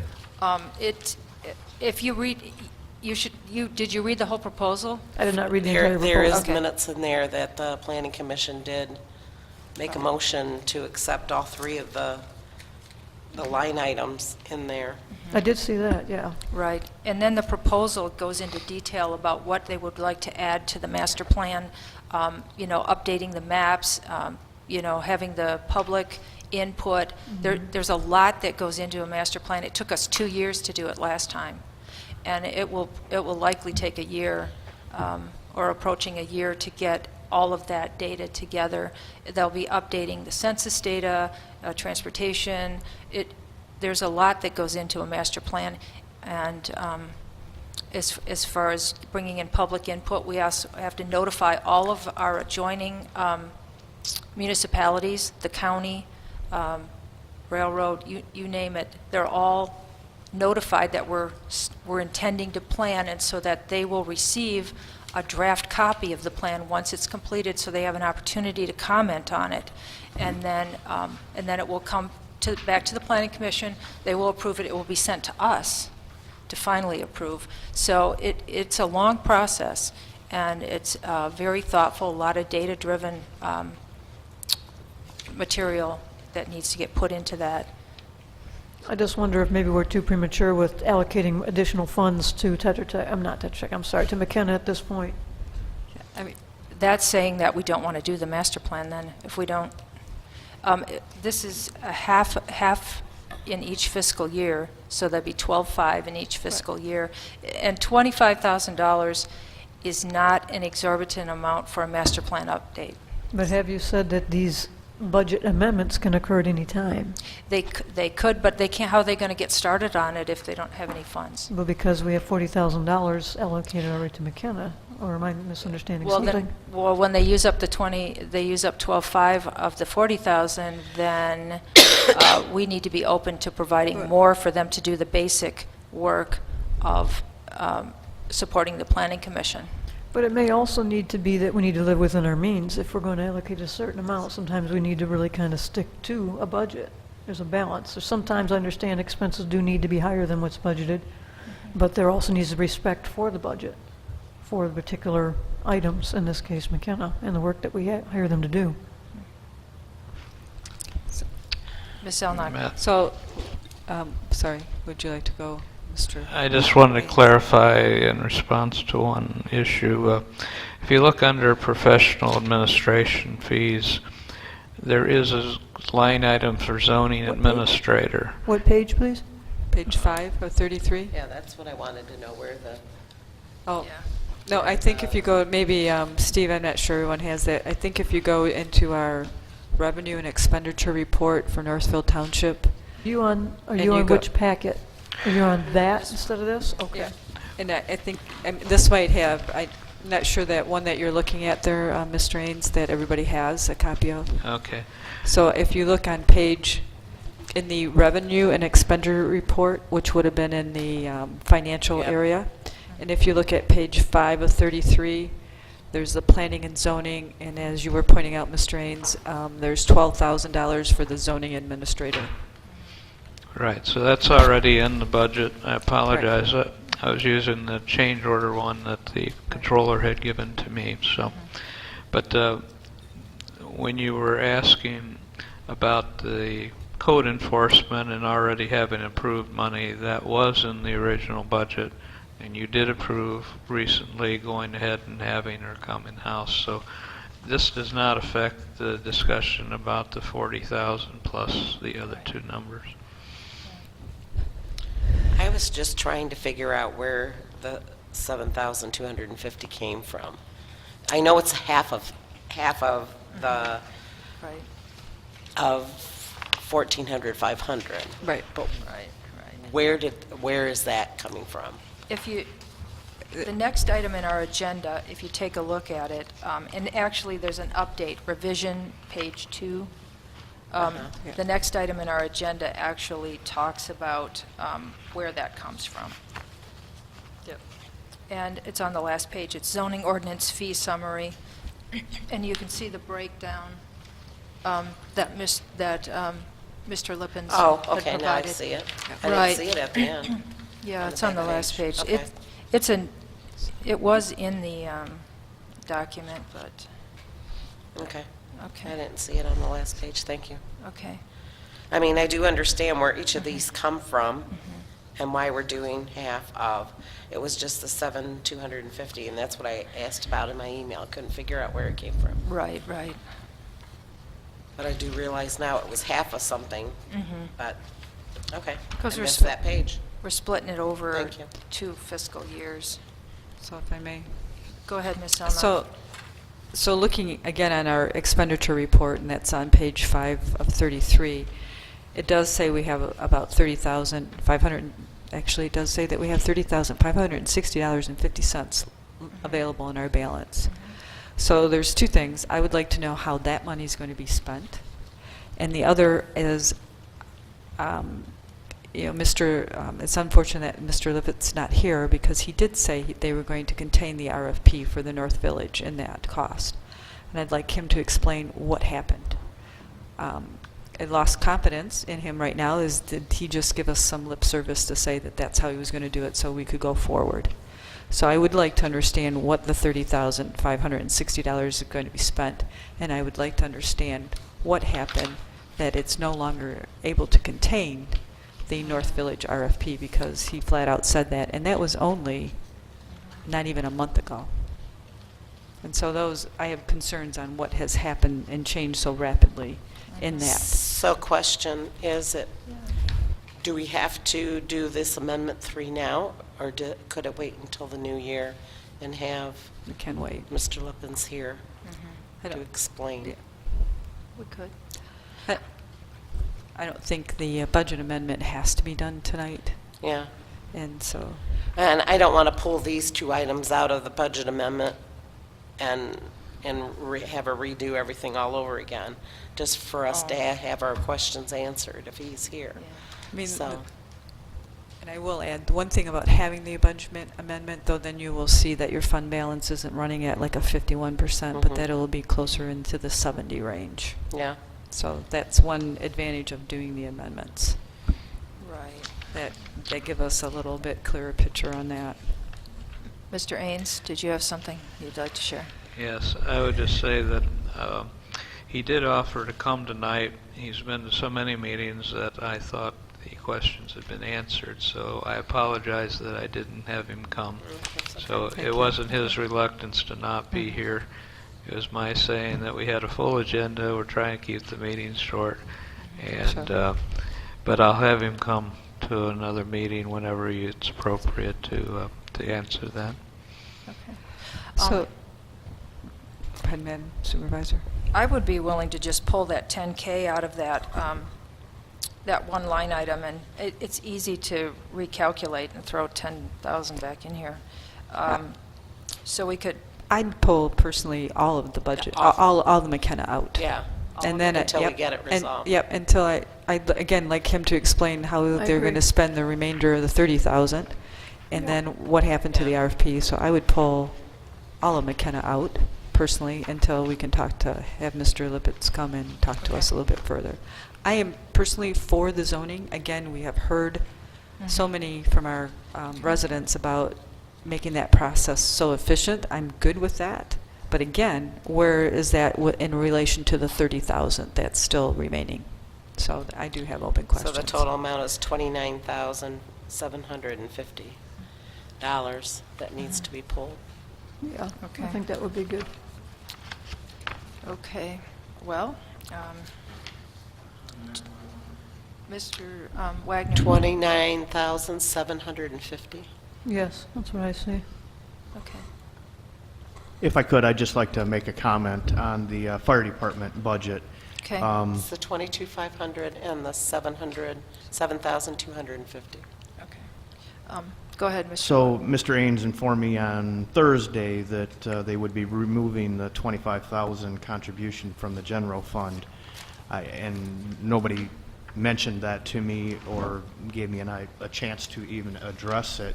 I can only imagine that the reason is that there appeared to be a $30,000 contribution to my fund balance at the end of this budget year. And the reason for that was when I did my budget, I was told to use the old millage and not the new millage. So I didn't plan that in my budget. It's not to say that I don't need that money. I have two significant needs right now. One being a replacement of expired SCBA bottles, and two, as part of my capital apparatus improvement plan, I'm supposed to be adding between $25,000 and $30,000 a year to my fund balance, so we don't get in the position 6 or 7 years down the road when we're supposed to replace another tanker that we're going to the township. And there was a comment made at the last board meeting that the township shouldn't be having to give the fire department money to buy fire trucks. Maybe they need more of a millage. Well, and I'm not so sure I agree with that, but I can tell you that the reason, or a good portion of the reason, in my opinion, and I'll get back on my soapbox for a minute, so bear with me, that there was a $1.5 million fund balance in the general fund was because over about a 7 or 8 year period, when the police and fire started paying a third of the bond for the $3.5 million that the Township Board decided to borrow to put a second floor on this building, that exactly equals about that $1.5 million. So, I always feel like I have to come and beg for that $250,000 for a fire truck, yet we are subsidizing, contributing to the general fund, police and fire, $100,000 each a year to pay on those bonds. So I don't think that but all I seem to hear about is the 25,000, and it's mainly just one board member that the township is giving to the fire department for their budget. So will we make it? Yes, but it just seems like every time we finally get into a position to be able to improve, we're losing it. So it's not that we don't need it, because had that been there, had I been able to use that approved millage number for my revenue, I could have, you know, I could have used it. So that's just my comments. Ms. Bellinger? Just since we're on that subject, so the departments, the police department and the fire department pay part down on that bond out of their fund, out of their millage? That's correct. Okay. And I can tell you the quote from the controller at the time that made that decision. And it was, and the general fund at that time was not doing well. And so the controller said that, well, the police and fire can contribute to the general fund, but, and if they need the money in the future, then the general fund will be able to help them. So in the first, I believe, 3 or 4 years that the general fund was paying on those $3 or $3.5 million bonds, the police and fire department weren't contributing because the police and there's a millage for the building of the police and fire department, and then the township board went out and borrowed an additional $3.5 million, and so we're paying a third on that portion of those bonds, which is it's around $90,000.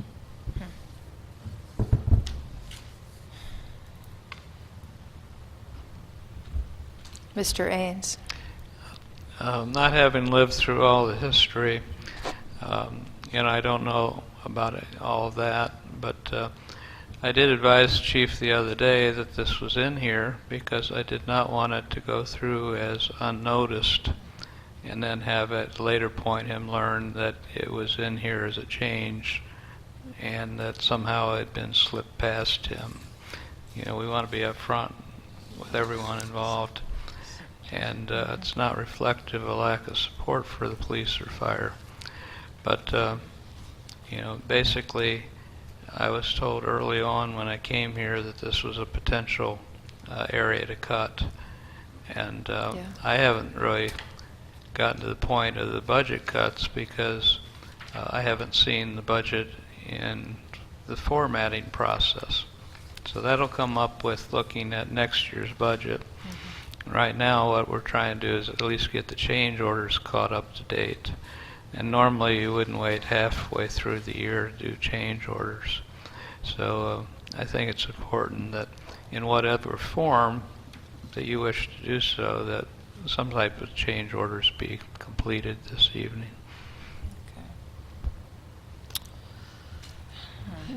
Oh, Ms. Zelnick?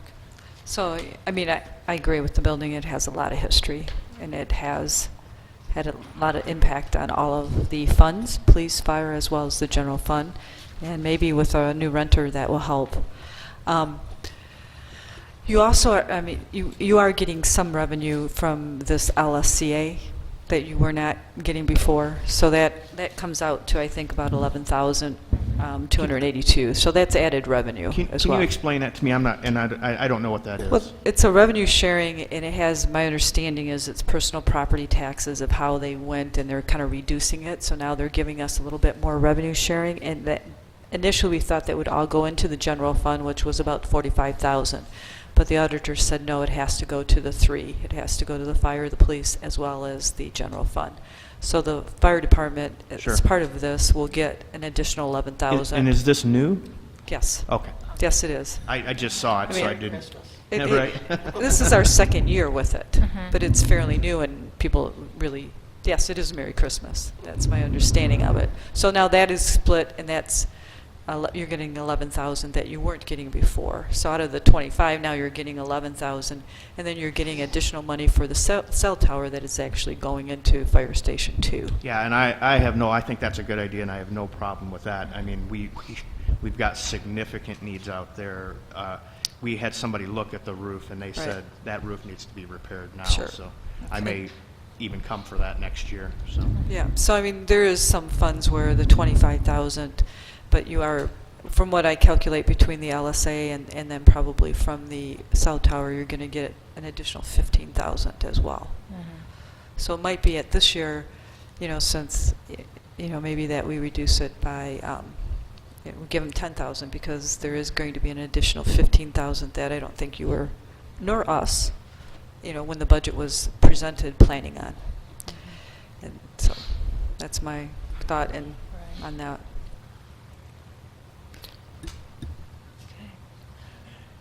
So is this, sounds like we are going to remove the 25,000 that was allocated to the,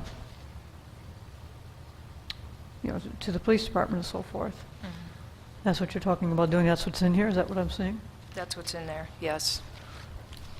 And this was a surprise to the chief, and we Right. hadn't discussed this, and, but you're now saying that due to a change in the revenue sharing, they're going to get about 11, and then also that cell tower money goes to the building at 2727 for maintenance and upkeep. And then the chief here is mentioning that they help pay for this building as well, and have subsidized a bit of it through the years. So does this something that maybe we don't want to just cut right at this moment, or is this something we need to discuss further? I agree that personally we should take the 25,000 out of the general as well as the fire and discuss it. And then, as a board to say, is it going to be 25,000, is it going to be 15,000, is it going to be 10, or is it going to be 0? So I would recommend also that we remove this and further discussion. The 25,000 from the general fund. Remove and the then- decrease, you mean? Yeah. Okay. And then the 25,000 as far as it impacts the fire department. Until we get more education information on this. And then maybe the chief can come back and tell us what he was going to spend that 25,000 and as Yeah. well as his increase in the millage. I have it right now. Yeah. So, and then take into account, again, that you're going to get an additional 15,000 in other Sure. revenue sources. And I promise I won't bring that up again this year. What was that? I just And can't we read. promise to remind you. Yeah. So Okay. anyway, I think personally we should remove that as well, and then, have further discussion on that before that's done. Okay, Ms. Manley? I guess question for you, Lenore. I mean, we're taking out quite a bit of these. Are there any that have to be approved today? Or can we kind of There is nothing that, anything desperate? No, there is nothing. That's why This is the same. no. Yeah. I mean, at least one thing that just is doing is it's facilitating conversation. Yeah. Right. And no, there is nothing that has to be approved today. Okay. I think the trend is to try to do it quarterly, or in the January and then towards the end of the year, so we have our budgets correct. But there is nothing that is mandated to be done today. Okay. But again, what it has done is facilitated good conversation. Right. It has. So do we Don't have like a chopping motion? it up. Do No. we have a motion on the table at all? We do not have a motion on the table at this point. So I'd like to make a motion to table Amendment 3 for the January board meeting. I I'll support. second. I'll get I'm Manley. Did you want more stuff to it? I didn't hear the motion. I'm sorry. To table the Amendment 3 to the January board meeting? Okay. Yep. And, okay, that would be, yes, got it, the whole thing. The whole thing? Yep. All right. To January. That's Okay. fine with that. And Item then- number 5, correct? Pardon? Are Pardon we me? tabling item number 5, is that what we're, Yeah, pretty much. okay. Right, Yeah. to I the mean, January meeting. Are there any other discussion items in the amendment? I mean, I agree, that we talked about the 22 and the 725 and the 25,000. And then it will impact the flip side will impact the fire department. We did have a discussion, as the auditor had indicated, about maybe not pulling out some of the money and putting it into its own fund, such as and just calling it more as a reserve, as the cell tower. I would like to do that. Talking to the controller, though, she says it's, from an accounting perspective, it is her Not preference. recommended? No, her preference that it comes out That it and comes is out. its own fund. Oh, She said it's easier from an accounting perspective to do that. Right. We're not talking a lot of money overall. And we can always, even though it is in the fund, I mean, it can always come back. Meaning if times were to get really desperate and we had to pay a light bill, we could take something out of the funds to pay the light bill. mm-hmm. So anyway, and her perspective was to keep it. So you are seeing the individual funds being developed. So it may be something to think about as well. And maybe we could get her, more of a perspective of why she would prefer as opposed to the other way. So what you could do is say, again, the cell tower, and you could put it as restricted. And you could take 75 Barker, make that restricted. And when we get this potential renter up here, we could restrict that as well. Or you could create the own fund. So did you have something to add, Mr. Haynes? Sorry. If I could, just two things. One, the timing of this is because at the last meeting, the auditors had completed their review, Right. and they presented their report to you. So it's tied to that. You're just trying to react to what they have come in with. And the second thing was that there had been questions along the way from the board about why are we spending money out of accounts that are budgeted at zero. So as long as you're aware of both factors, I mean, Right. it can wait. Okay. Right. It would make our revenue and expenditure reports a lot more realistic if we can get this done relatively soon. I think that would be helpful. And I do want to make a comment here that about the $45,000, you know, the portion, Ms. Zelnuck was talking about it, but the state revenue sharing, last year we did get $45,000 again, but it's required to be allocated based on the millage votes. So, you know, I don't know if you have 4 mills for this and 2 mills for that and whatever, they do it proportionally. So the general fund got $4,573, but when we did the budget this year, we didn't know where that money came from, and then when we saw on the state's website that we were getting about $45,000, we didn't know it needed to be allocated based on the millage. So that's how it all got into the general fund. So the general fund is a lot less than we were anticipating, and now we're passing it out to the fire and police. So we're taking a hit there too, but you're benefiting from that, which is good. So really, it amounts to about a $10,000, you know, reduction from what you were thinking you had to allocate. But I have no problem with discussing that at another meeting either. So anyway, so we have a motion to table. Support. And support by Otto and support by Manley. So, and so we're tabling this till January, our first meeting in January? And do you think Yes. we can get Mr.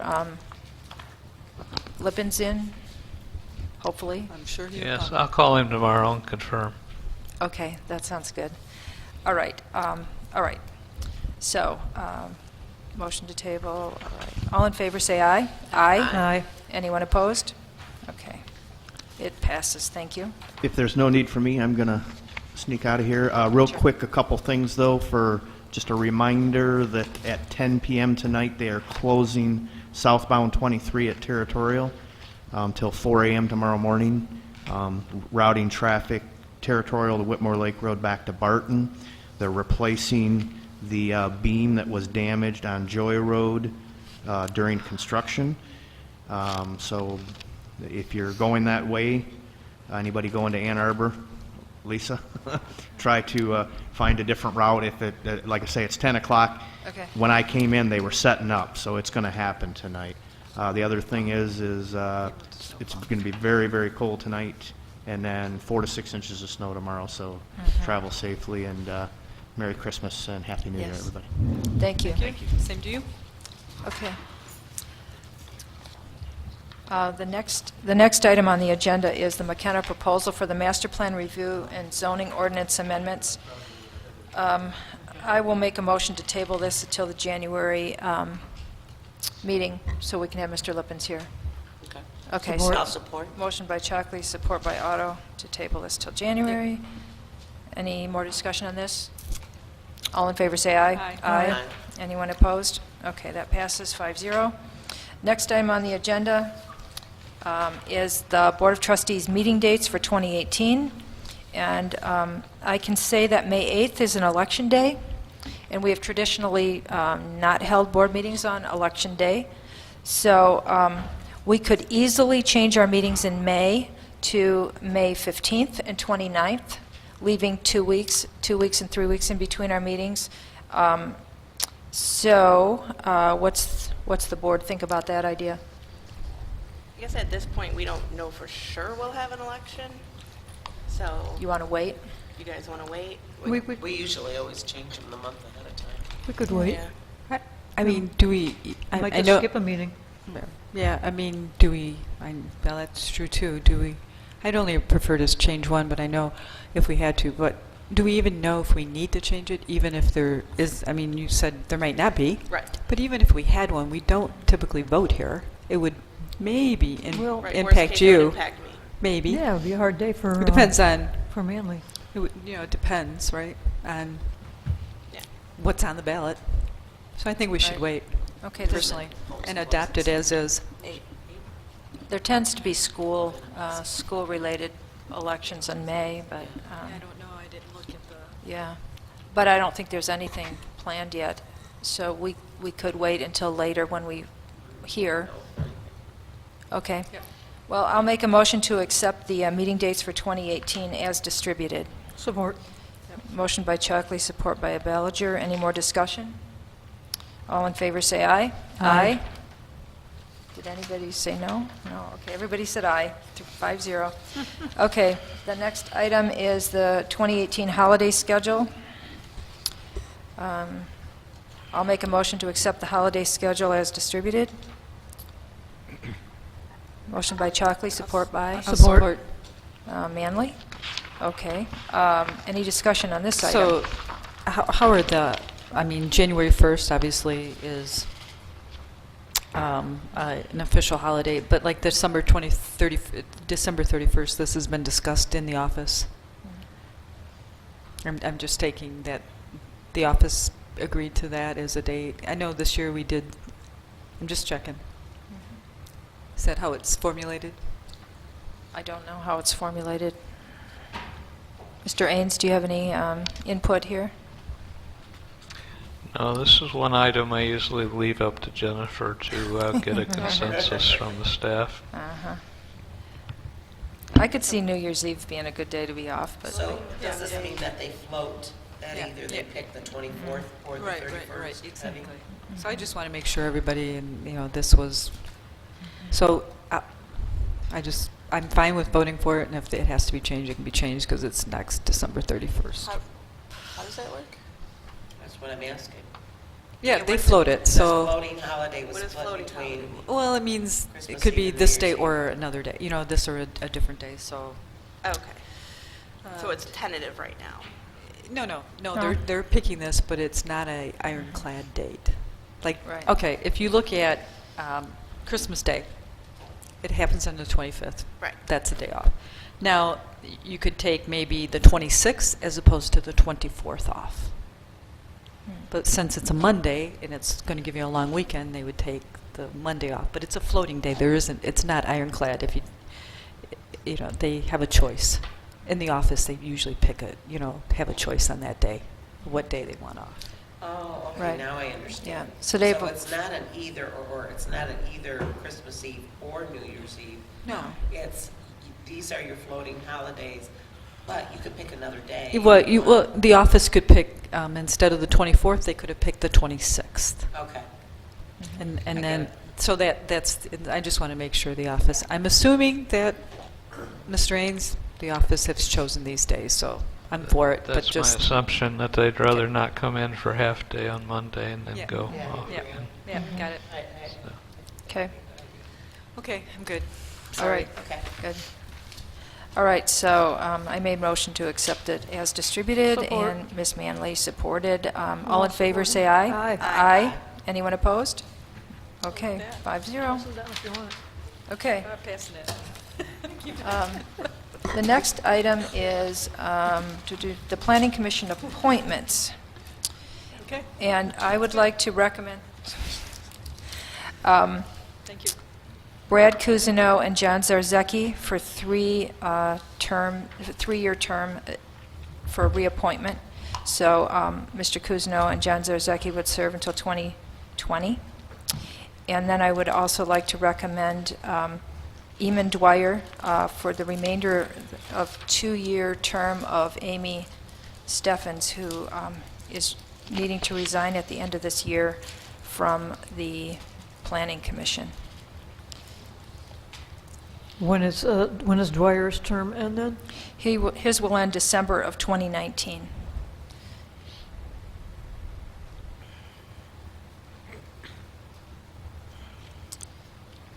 How many applicants did you receive? 3. I did. Brad and John are returning. They're returning their reappointments. And then Mr. Dwyer had applied for the Land Preservation Committee and was one of my favorites back then, but he did not get appointed. And I spoke to him actually recently, and I think he would be a great addition, especially with his background, to the Planning Commission.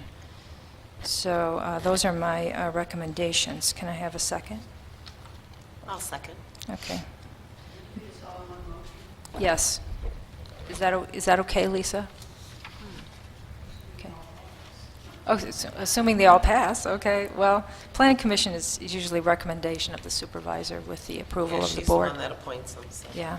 So anyway, all in favor, say aye. Aye. Anyone opposed? Okay, 5. Ms. Otto. Otto. Yep. So that passes 5-0.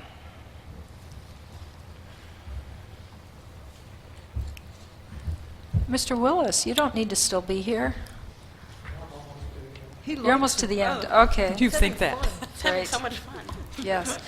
So the Zoning Board of Appeals, Ms. Steffens withdrew her application, so we will consider those in January. There won't be another meeting of the ZBA in the new year until we have already met. So perhaps we'll be able to collect a few more applicants. I know we have one. The next CBA, Yes. if we have one in January. If they meet in Yeah, January. normally they don't. Right.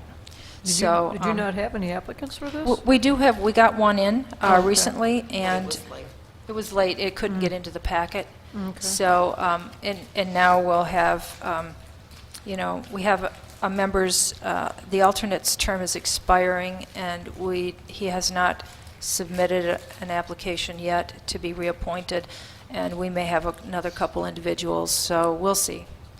We'll post that out again and see where we go. So that one has been withdrawn. I would like to recommend Christopher Salata for the alternate position for a term ending December 2018 for the Board of Review. And you see his... I'll second. Okay, motion by Chalkley, support by Zelnok. Did you have any more applicants, or is only the one? I did not. He was the only one. I've been beating the bushes now since... Board of Review is such a popular one. Yes, it's a very popular board. Anyway, I've been beating the bushes for a while for this one, and he is willing to serve. And I think, with his background, we're going to be fortunate to have him serving. He's also willing to take the training coming up in a month and a half. So that's all great. So motion by Chalkley, support by Zelnok. Any more discussion? All in favor, say aye. Aye. Anyone opposed? Okay, that passes 5-0. Thank you very much. The next item is the goals from the board retreat, and you've got a spreadsheet that... What I did is I numbered every single column. There turns out to be 41 of them, just to try to see which ones had I numbered them so that I could keep track Okay. what had the most responses. Well, So I you'll went ahead see a and did that. spreadsheet here that is in front of you on the table. Okay. And the one that you see with the yellow highlight up in the corner? Okay. You know how I said 1 would be your highest priority and 10 would be your lowest priority? Yeah. Well, that was hard to rank them that way, so I reversed it, 10 being your highest priority and 1 being your lowest priority. So you'll see that, so we could add them together. Because I'm trying to figure out, what do we do here? So anyway, then we're able to add it across, and you'll get the total of points per item. And so you see the one column, it says total points starts at 32 points for downtown revitalization, 32 for township website, and 29 for equalization basin, and it goes down. So those were the priorities in the order that we chose them, going down the list. And we can choose to work on them, at least, or be knowledgeable about where our priorities are. And I did it list differently. I took, because some of them just had X's, of course, when I had, because you... right, wanted the, I did talk to Yeah. Miss Manley and actually got some numbers. Yeah. got some numbers and What I did filled is them I in. just counted which ones had the most attention. So like, for instance, the one particular category, 1, 2, 3, or 5 people. 5, it was on 5 people's like, oh, that's kind of important. Maybe it wasn't the highest on their list, but it was important, and so I counted that number 1 because it was the only one thing that had 5 checks, 5 responses. Then we had a few that had 4, we had 3 others that had 4, and then we had about a handful that had 3, and so I just marked them that way. I didn't give them a number value, except that the one particular one had 5 people, so that got, in for me, got a number 1. Then we had 3 that had significant, and then a handful that had this is meritable kind of a thing. A lot of people agreed on that. That's how I took what was given, because it was hard to prioritize one over the other in a lot of cases. Yeah. Well, yeah, that's another way to look at it, and I imagine it would be very similar, but, if I thought something, was like almost not a priority at all, then, it shouldn't bear as much weight as something that I thought was a very high priority. So anyway, here you have it, our rankings. Now, what we decide to do with this is another thing. I would recommend we consider these goals and the milestones and put actually more detail associated with maybe an action items and assigning responsibility to them for perhaps another meeting. What are your thoughts on that?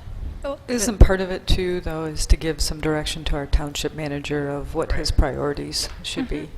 And so if we look at the responsibility, I mean, can we agree that these are the responsibilities as indicated or change?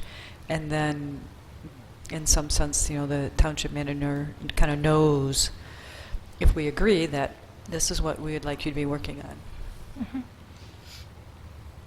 I agree. He can take a lot of direction from this. Right. I mean, and so do we not want him to give him that direction that this is what we want you to be working on? I would agree with I would that. hope that he would So have can a come up copy. with some kind of action plan. Right. Okay, this is what we're And gonna I do. think there is some action plan that was presented kind of at the prior. I mean, it's a start. So certainly we could say, okay, if I look at this on its communication, which in both ways I think it's pretty high, except maybe the fund balance it has 5 people as opposed to 4. But you look at communication number 4, because that's a sign that says, yep, township website. It seems to be a high priority. Yep, we'd like you to work on that. I know you've started to look at it. And then you look at office efficiencies. Again, that's a pretty high one, and it has 4 people. I think the one is the fund balance, and it says, yep, we want you to work on that too. So, I mean, I'm pretty good to say, yep, everything the township manager, here's kind of in priority order. I'm sure you'll be multitasking many times, as I know you are. Come up with an action plan and go for it. I would say that it's our responsibility also to deal with the fund balance. I mean, because we can go, so anyway, but he can advise us that we're getting in. Oh, definitely. Ultimately, it is because Yes. it's our one responsibility, duty. Certainly, I'm not saying that at all. It's just, So what are we wanting to do with this? I mean, this is just a compiled, almost like this is what seems to be important. Right. It doesn't necessarily need a vote up or down as it is a sharing of information of what's important. Well, again, I think the township manager is asking for direction of what he should be working on. And I Absolutely. think this was part of that, to say, yep, these are our goals. Therefore, it's now your goal. Here's, give our township manager direction on what should be his priorities amongst 100 of them. Right. We would then, agree just to give him this as a basic outline of where we are as a board? Is that what And this then I would be? think it's his action plan and how he'd go about accomplish it. And again, at the prior meeting, there was, a starting to that. Mr. Ains? Do you have any Anthony, thoughts on? he can drill him down even further on Sure. what he needs to do. Exactly. Do you have any thoughts on that, Mr. Ains? Or have you seen it yourself, as a matter of fact, I guess? Yes, I have seen this. Two items that I had mentioned in general is some of these require monetary allocations, which I can't make, so it'd be a matter of coming back and making recommendations to the board. Yeah. And second, some of these are dependent on having the consultants or manpower to do certain tasks. So with that in mind, I'll go ahead and take this as your priority listing, unless you at some point instruct me otherwise. In my contract, though, you've made it very clear this isn't, as a whole, wasn't about me. But in my contract, it says that in June, you'll do an evaluation of my performance based on the goals and priorities that the board has set for me. So that's the other part of this. And so I just wanted you to be aware it does that dual purpose. I got another point to make here regarding this. Okay, go ahead. Is we are missing one member, and the voice of Dockett does matter. I mean, as far as he didn't fill out one of these. And I think that Trustee Dockett does have a voice that needs to be considered for this as well, so perhaps this is a little premature. You could have sent something in. Yeah. When he comes back, I'm sure, I don't know that it would be adjusted greatly, but it may offer a little light on something that maybe we're not quite seeing here. We're not quite, maybe something overlooking. Okay. Ms. Manley? I guess to Steve, I know my issue when I was doing this list, which Marlene and I talked about, I mean, some of the things kind of go hand in hand. Like you're looking at the building department, which includes the office space, which could include software. So kind of take like the bigger picture, not just like, okay, well, I'm going to talk to building personnel. The website, that could also go with, the current and Facebook and the different social media things. So that's where my issue was, breaking them down.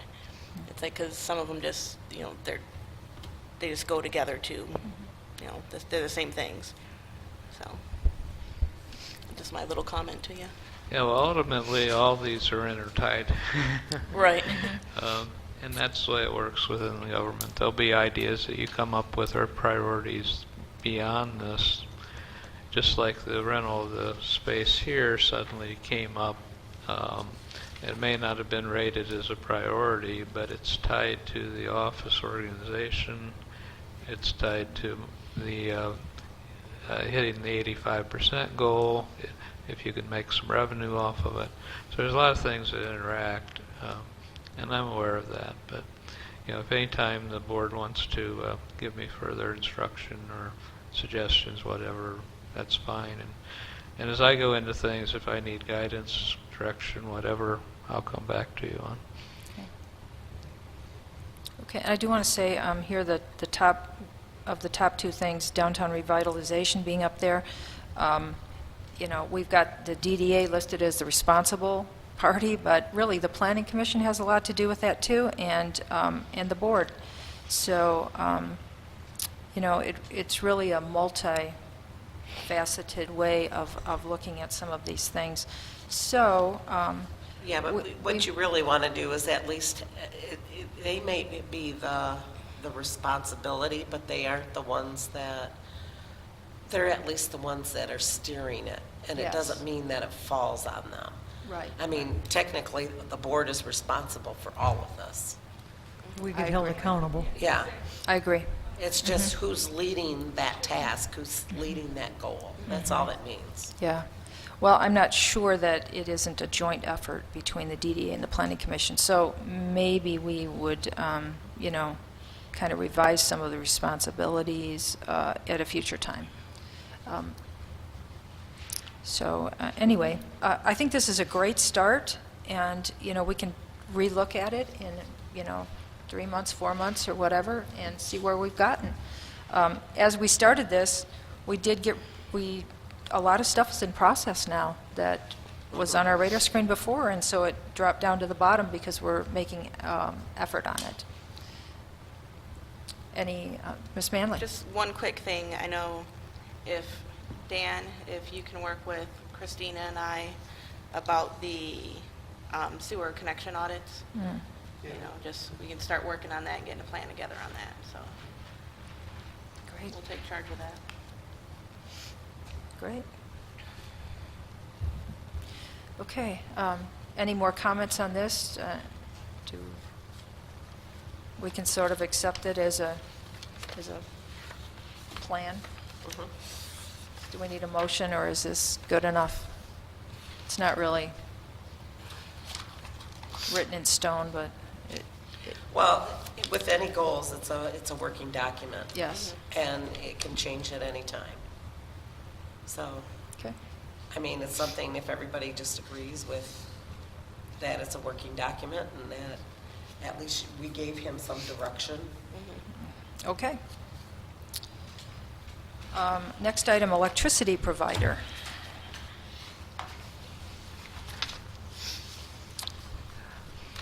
Madam Chair.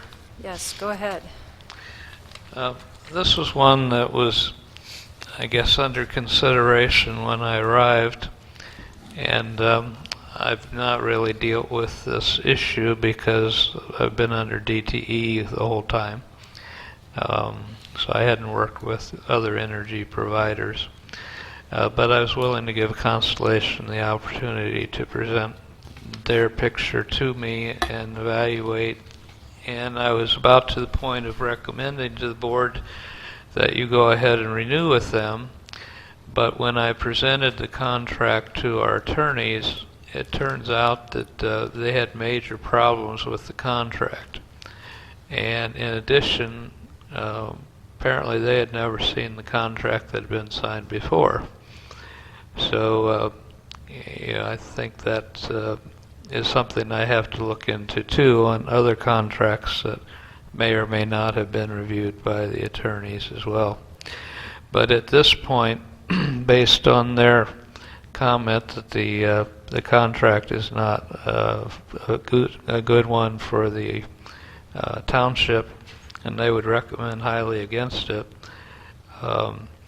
then that leads me to recommend we go back to DTE. Now, there are some penalties in line with that, and partially that's my fault because I had delayed action past December 1st, which is when you could get back into DTE without any penalties. But we haven't identified what exactly those are because there's a lot of unknowns here. For one reason, the Constellation people were only the energy provider. They did not provide the lines, the maintenance for a number of other facilities, the power. So, it was very unclear. And in talking to Jennifer, she indicated that the billing process from Constellation was very convoluted and that they never could really figure out what all was involved with every aspect of it and the total bill. But I did ask her the other day to give an idea how much it was costing, and electricity charges May of 2016 to May of 2017, they paid Constellation $85,000 less a credit of roughly $4,700 when they found out that Constellation had been charging the township the sales tax. And being a tax-exempt unit government, they should not have done that. So that was another mistake that they found. The DTE charges in the same time was $33,000, and so you have $114,000 total for the electric bill for 1 year. So you've never ever been away from DTE totally. You've only been away as far as the provider of the power. In addition, I was trying to give Constellation the benefit of the doubt, but I'd had dealings with their organization and a prior employer where they signed a 35-year agreement with the organization, started the operation, had that division as a very small protected entity that couldn't go farther than that local entity, went bankrupt in 3 years, failed to pay the bondholders any money back, and so I wasn't impressed with them. And I think that's part of the concern the attorneys have, is the contract really doesn't lead you to who you could sue if there was any breach of contract. So again, I would recommend at this point that you go back to DTE, and I've been told that I can call them and verbally have you hooked up as of the next billing date. So you mentioned penalties. What would be the penalties? Did they identify those to you for moving back? The letter I received from them talks about the you have an access charge, and that electric choice consumers had until December 1st to sign up, and it says that dropping down, if you fail to give notice by then for the summer, it's 4 months, this coming summer in 2018, that you'll have to pay a higher applicable tariff energy price plus 10%, or the market price power charge plus 10%. But the gentleman I talked to said those numbers haven't been established because that goes through the Public Utilities Commission and so on. So it's like you're going to have a penalty, but you don't know what it's going to be on because they haven't taken that action. But after the 1 year, that will no longer be applicable. And then basically they're saying that you're not penalized after that initial time period.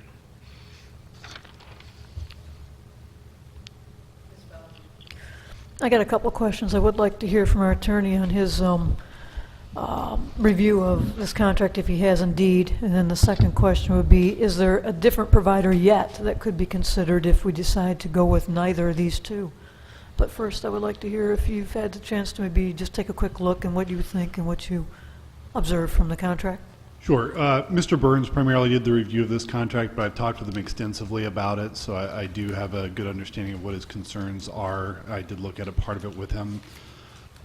Just by way of clarification, the contract that we received to review had no price term, no listing of who the person was we were contracting with, and no date term. Generally speaking, we recommend against all contracts that don't have any of those terms in them. They're kind of the most important terms in the contract. Yeah. Additionally, there was an indemnification paragraph, which is always a real concern for us, but here where we're indemnifying the power company, it just feels completely inappropriate from our perspective. Though policy is really outside of our bailiwick, we were concerned when Mr. Ains told us the story of his previous experience with sort of the parent company of this company. It certainly doesn't speak very highly for their dealings. But from the perspective of the contract, certainly the three primary issues in terms of missing terms, obviously those could all be supplied.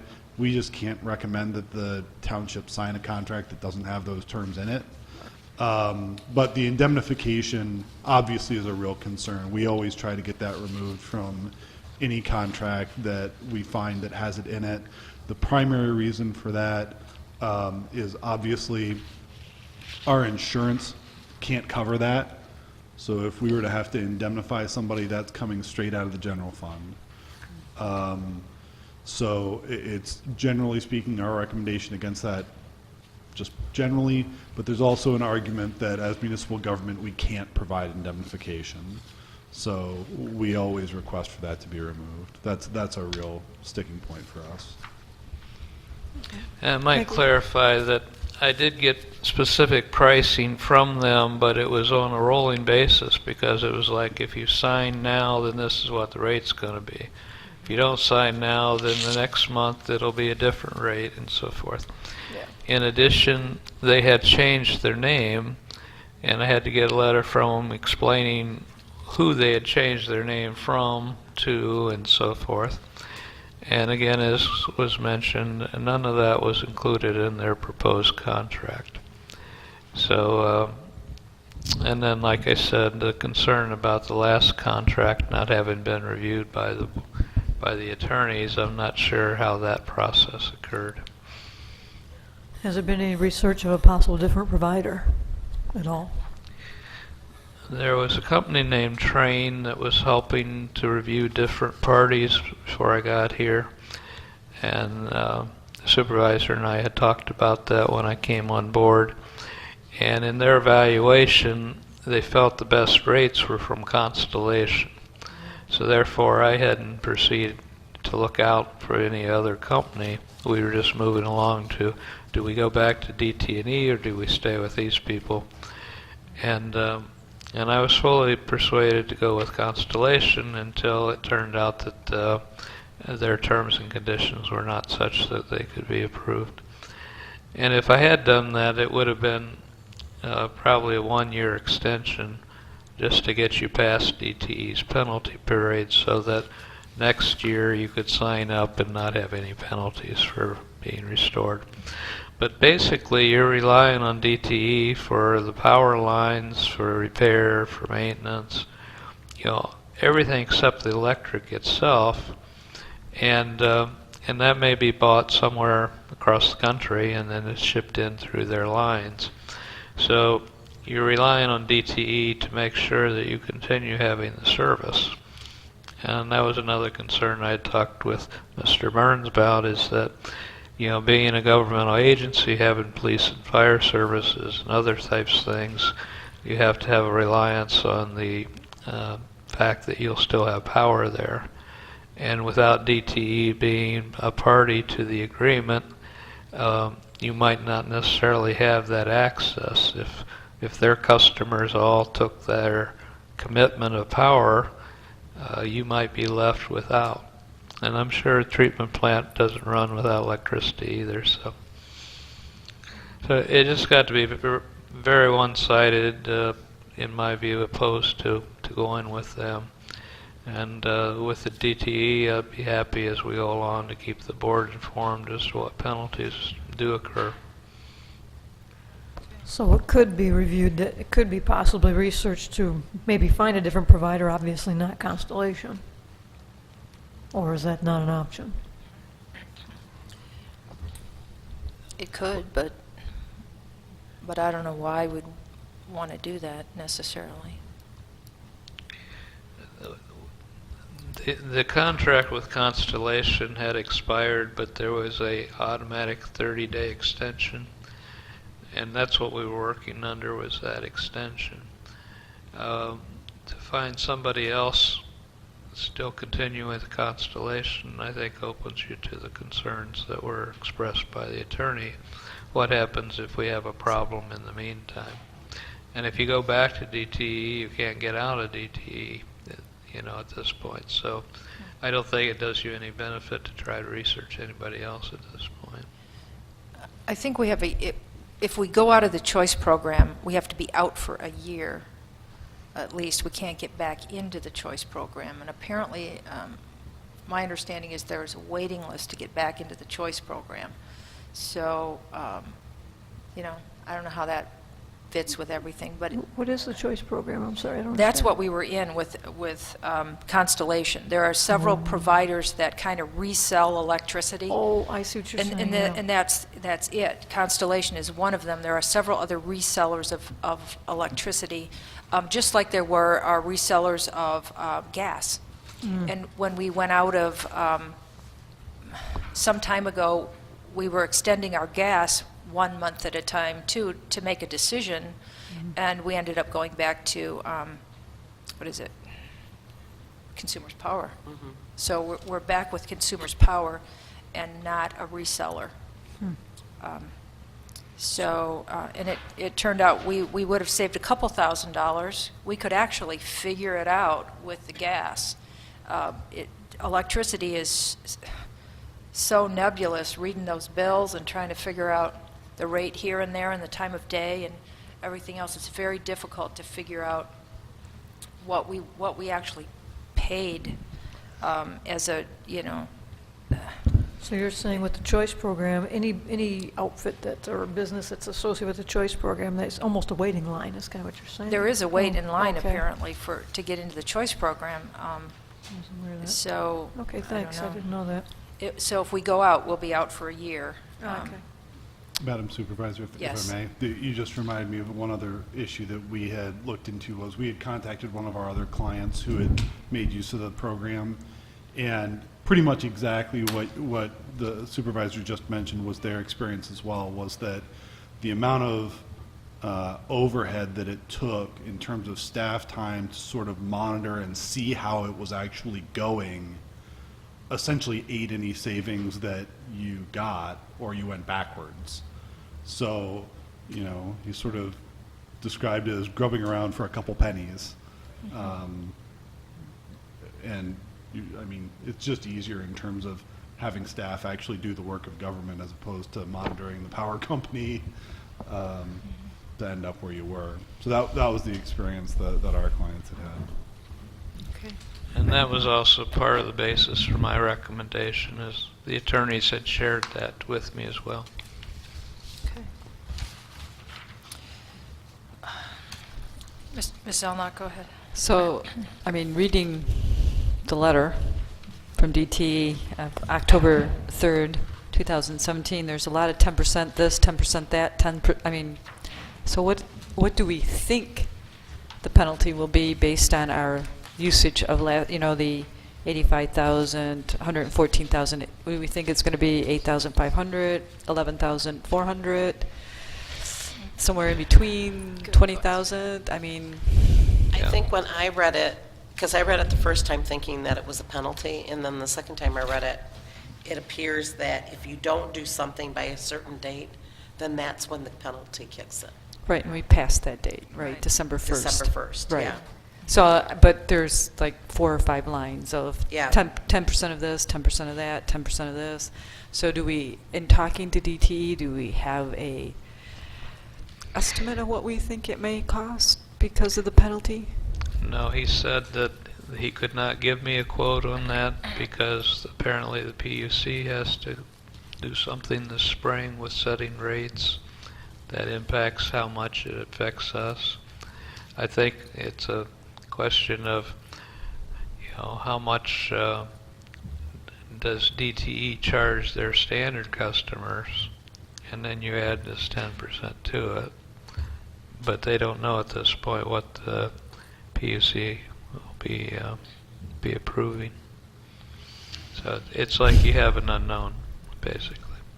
Could we also see if we can get the penalty waived? We can try. Is Yeah. there, we're going to enter a contract, is there like an up to 20,000? Or could it be that, we're going to pay an extra 50,000? I don't know. It doesn't seem like it, but I can't tell. Is there a maximum that they could commit to at all? Well, I'd have to check with this gentleman, see if there's someone higher up that could, make that kind of commitment. Or a commitment to waive it? Yes. Something like that. From the lawyer's perspective, Mr. Main's saying, well, the contract's bad, but how long have we been working with?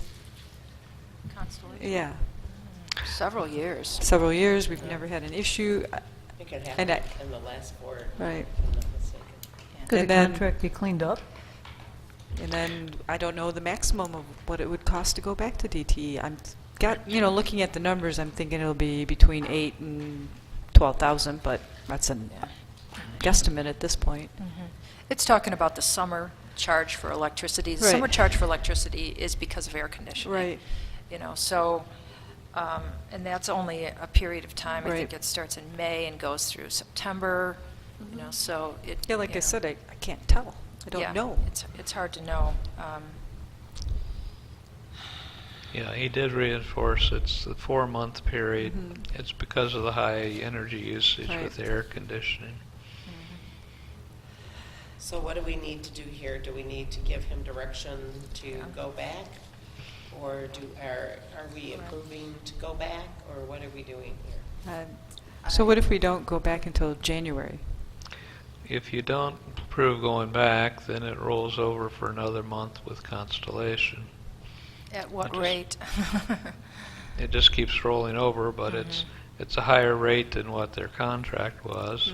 It is. And they in turn can't guarantee us a certain amount of power down the road or at what rate it'll be. So you could end up staying with Constellation and end up at some point paying far more than going back to DTE.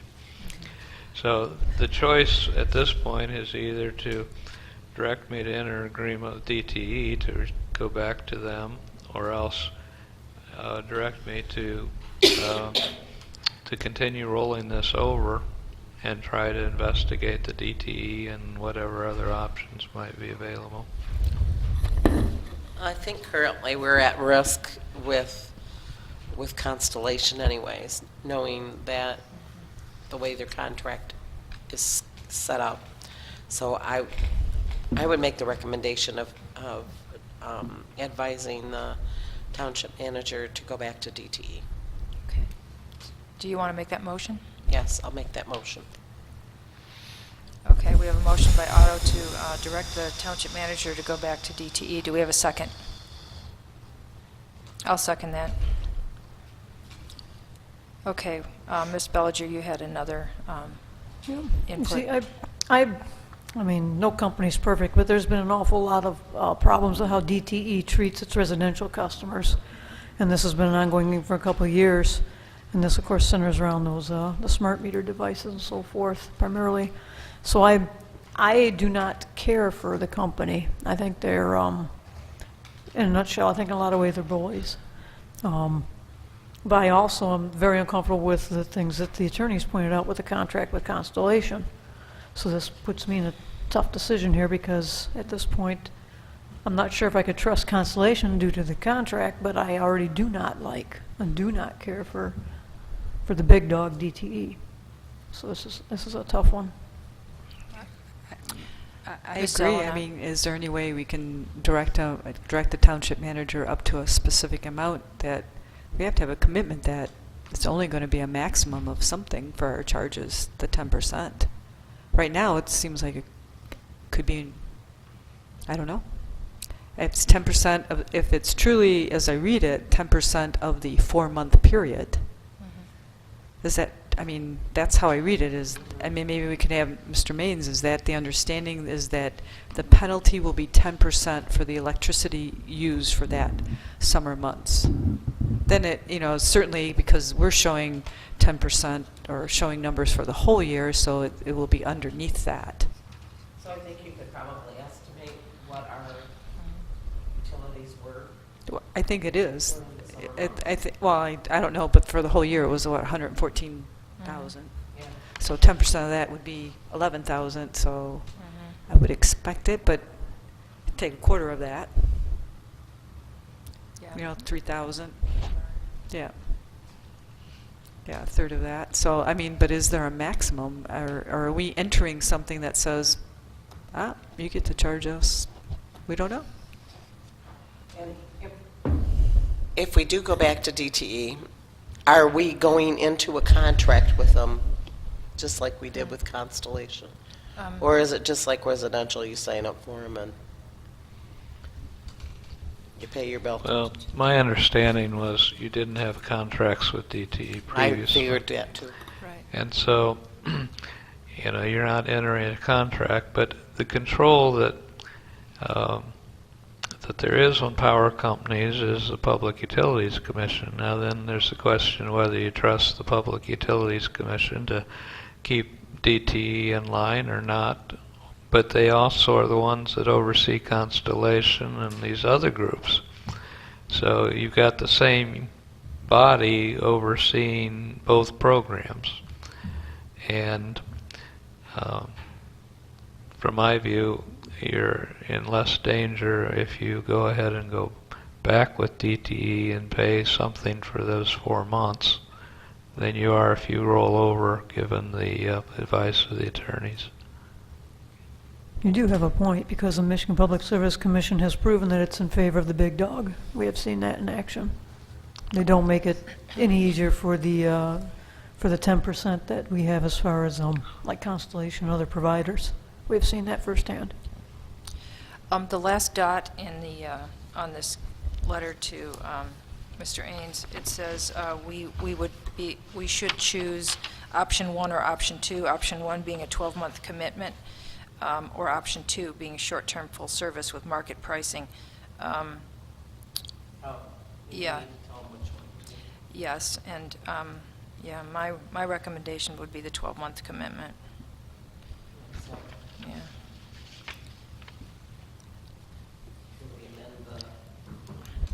Okay. Option 1. Right. Do you want me to make that amendment? Okay, I will amend the motion to include option 1, the 12-month commitment. Do I have a second? Option 1, which was the 12-month commitment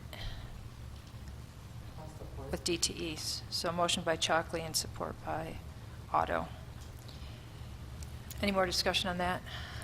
Yes, so when I read that, it says, okay, I get the 10% cap in the queuing procedure adopted by the MPSC on September 20. I don't know what that means. Mm-hmm. We don't know what the queuing procedure is. Does that mean we get in the queue for energy usage? I don't know what that means. Well, that's if you want to go out, I think, and get back into the program.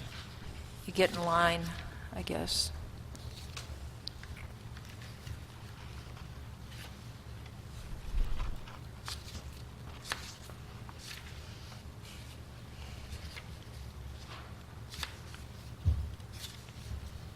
Okay.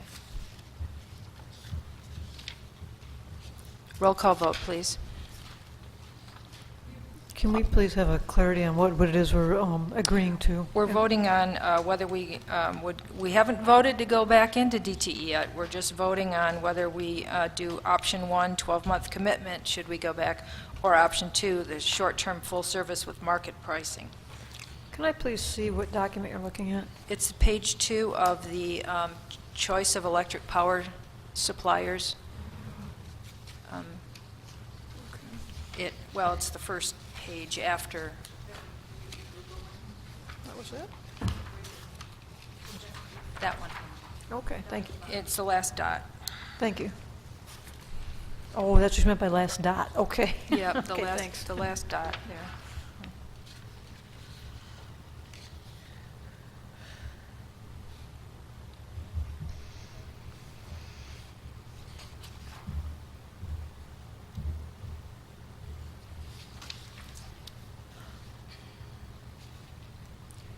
Ready? Okay, roll call vote, please. Otto. Yes. Manley, yes. Chalkley. Yes. Zelenak. Yes. Bellinger. Yes. Okay, the amendment passes. Okay, so the motion was by Otto and support by Chalkley to go back to DTE. Then with option 1. And that's a 1 to 12-month commitment? Mm-hmm. Okay, roll call vote, please. Oh, second. Bellinger. Yes. Zelenak. No. Chalkley. Yes. Manley, yes. Otto. Yes. Thank you, that passes. Madam Supervisor. Yes?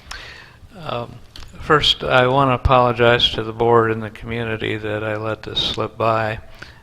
Coming in, there were so many different priorities that I was having trouble keeping up with everything. So this was one that I put aside the time we were working on others. So I do try to take responsibility when I make a mistake, and I do apologize for that. Thank you, that's noted. And we have been very busy. Yes. Just beg for forgiveness from DTE. Waive the penalty. Yes. Keep trying to go higher and higher up that chain with DTE. Yes. That's what I've done. Okay. Next item is minutes. Yeah, I had a couple of questions on those. Okay. Which one are you on? Let's see, we can start with the 14th, I guess. I think it's just a simple typo. Is it on the 14th? Yeah, that I spotted anyway. On page 2, item number 8, SAD, Horseshoe Lake. I think just the word near the end of the paragraph where it says overpaid, I believe it just meant to say portion. Yeah. That's the only one I spotted on there. Okay. Just a typo. Okay, go ahead, Ms. Zelnok. So on page 1, under the reports and update, it says the land preservation, they plan on having a public forum on December 8th. That would be February. Okay. February 8th? Yes. Okay. And I had one change under civic event application number 10, and I would just like to say, Chalkley moved, Bellinger supported to approve the civic event application instead of adopt. I believe we do approve civic event applications instead of adopting them. Okay. Okay. And one more, Madam Supervisor, is under the manager Ains, in the repaving of Pontiac Trail to East Shore Drive is planned, and repaving of 7 Mile Road from Pontiac Trail to East Shore? I didn't quite get that. Oh, it looks like it's, and repaving of 7 Mile Road from Pontiac Trail to East Shore Drive. But that wouldn't be, would it? That would be Pontiac Trail to East Shore Drive? Yes. Yeah. Yeah, yeah. Yep. Pontiac Trail to East Shore Drive, yeah. 7 Mile goes up Pontiac Trail to East Shore Drive, they will Okay. do that. I guess. Same county, Washington. Yep. Okay. Okay. That is Washington. Right. Yeah, I know. There was a little caret there, and it said 7 Mile from, just supposed to be put in between. Okay. Got it. I don't know how you do that when you correct minutes. Do you do cross-outs and additions? Okay, I'll just give it to you. Yeah. So after repaving of, insert 7 Mile Road from. Yeah, Yes, somebody wrote yes. that in. I don't know who did that before, but, okay, there you go. And do we have anything on the other minutes? And then we'll Yes. adopt them both. Yeah, the 28th. What have you got? On the 28th, page 3, one was a question. I thought, this is right, this is a number, item number 11, regarding dockets pay. There was discussion about why this should be done, given to the township's attorney recommends against it. Now, I thought the attorney recommended in favor of giving the pay for various reasons. I wasn't sure if maybe I misunderstood that part. I thought that our township attorney recommended that we did move forward with just paying him. And that was a question on that, and then I have another question. Does anybody else recall, or do we maybe have to watch the video? Because I thought...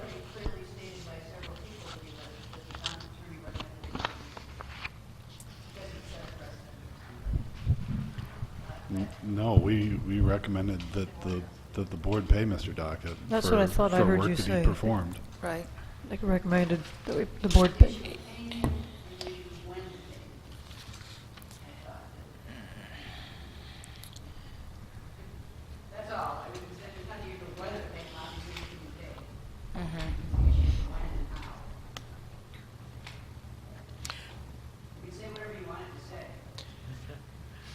We just want it to be as accurate as we could. That's all. Could- I could thought we they just get recommended- rid of it all? Can we And just say- strike, given that the township attorney recommends against it, can we just strike those words? Why this should be done, well, we can leave given in, given the amount of time that has been spent on this issue. So strike that the township attorney recommends against it. Just strike those words. Okay. Where are you at? You right there, there was discussion about why this should be done? Done. Okay, given... Given the amount of time that has been spent on this issue.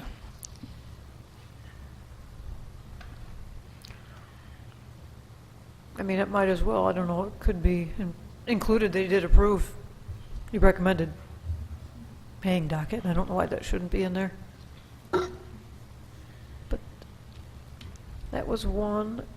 And the other one is, I think the word returned may be missing from item number 12. Bellinger moved, docket supported, that the township return the refund received from the Prop 1 millage, also known as the 24%, that shall be allocated to jurisdictions in the county which maintain their own police force, which shall be returned to the taxpayers of Northfield Township through legal, expedient, and efficient means. Should there maybe be a returned after the word be, possibly? Okay. Thanks. Okay. Did you get all those amendments there? Okay. I move that we accept the minutes as amended. Second. Motion by Chockley, support by Zelnok. All in favor, say aye. Aye. Aye. Anyone opposed? Thank you. It passes. Okay. The next item is the second call to the public. Welcome. Bless you. Glad to be here. Thank you. I timed it just right because... State your name and the your statement. address. Yeah, George Brown, 7868 Shady Beach. Okay. The reason I'm here is because of the Horseshoe Lake Corporation. As you know, it was formed back in 1971 under Act 137 of the state of Michigan. And it's probably one of the best things that could have happened to that area. As you know, back in the 50s, 60s, and so on like that, people were coming in to the bomber plant and just building anything and so on like that. And so the corporation was formed for the purpose of the lake itself. It was getting pretty bad as far as weeds and everything else, so a bunch of people got together, and of all things, the person that was a charter member of it was Faith Wheeler. She actually helped start the corporation, which was a good thing they did. So anyhow, it took 3 years to develop the corporation, and they had the vote, and it did pass, and so on like that. Then they got their articles of incorporation from the state of Michigan on the things they're supposed to do, and so on like that. Well, they knew they formed it for the lake, but little did they know that they also had to take care of the roads. So that kind of threw them for a loop, that where we're going to get the money to take care of the roads and so on. So at that time, they decided there's 4 subdivisions. There's Lincoln, Leocadia, Shady Beach, and Shrum. They decided to let each subdivision take care of its own roads at that time and so on like that. And that's where it been. The only problem with it kind of divided a little bit because everybody was in their own little Could you hold it up subdivisions. Okay. So anyhow, now we're getting into an area where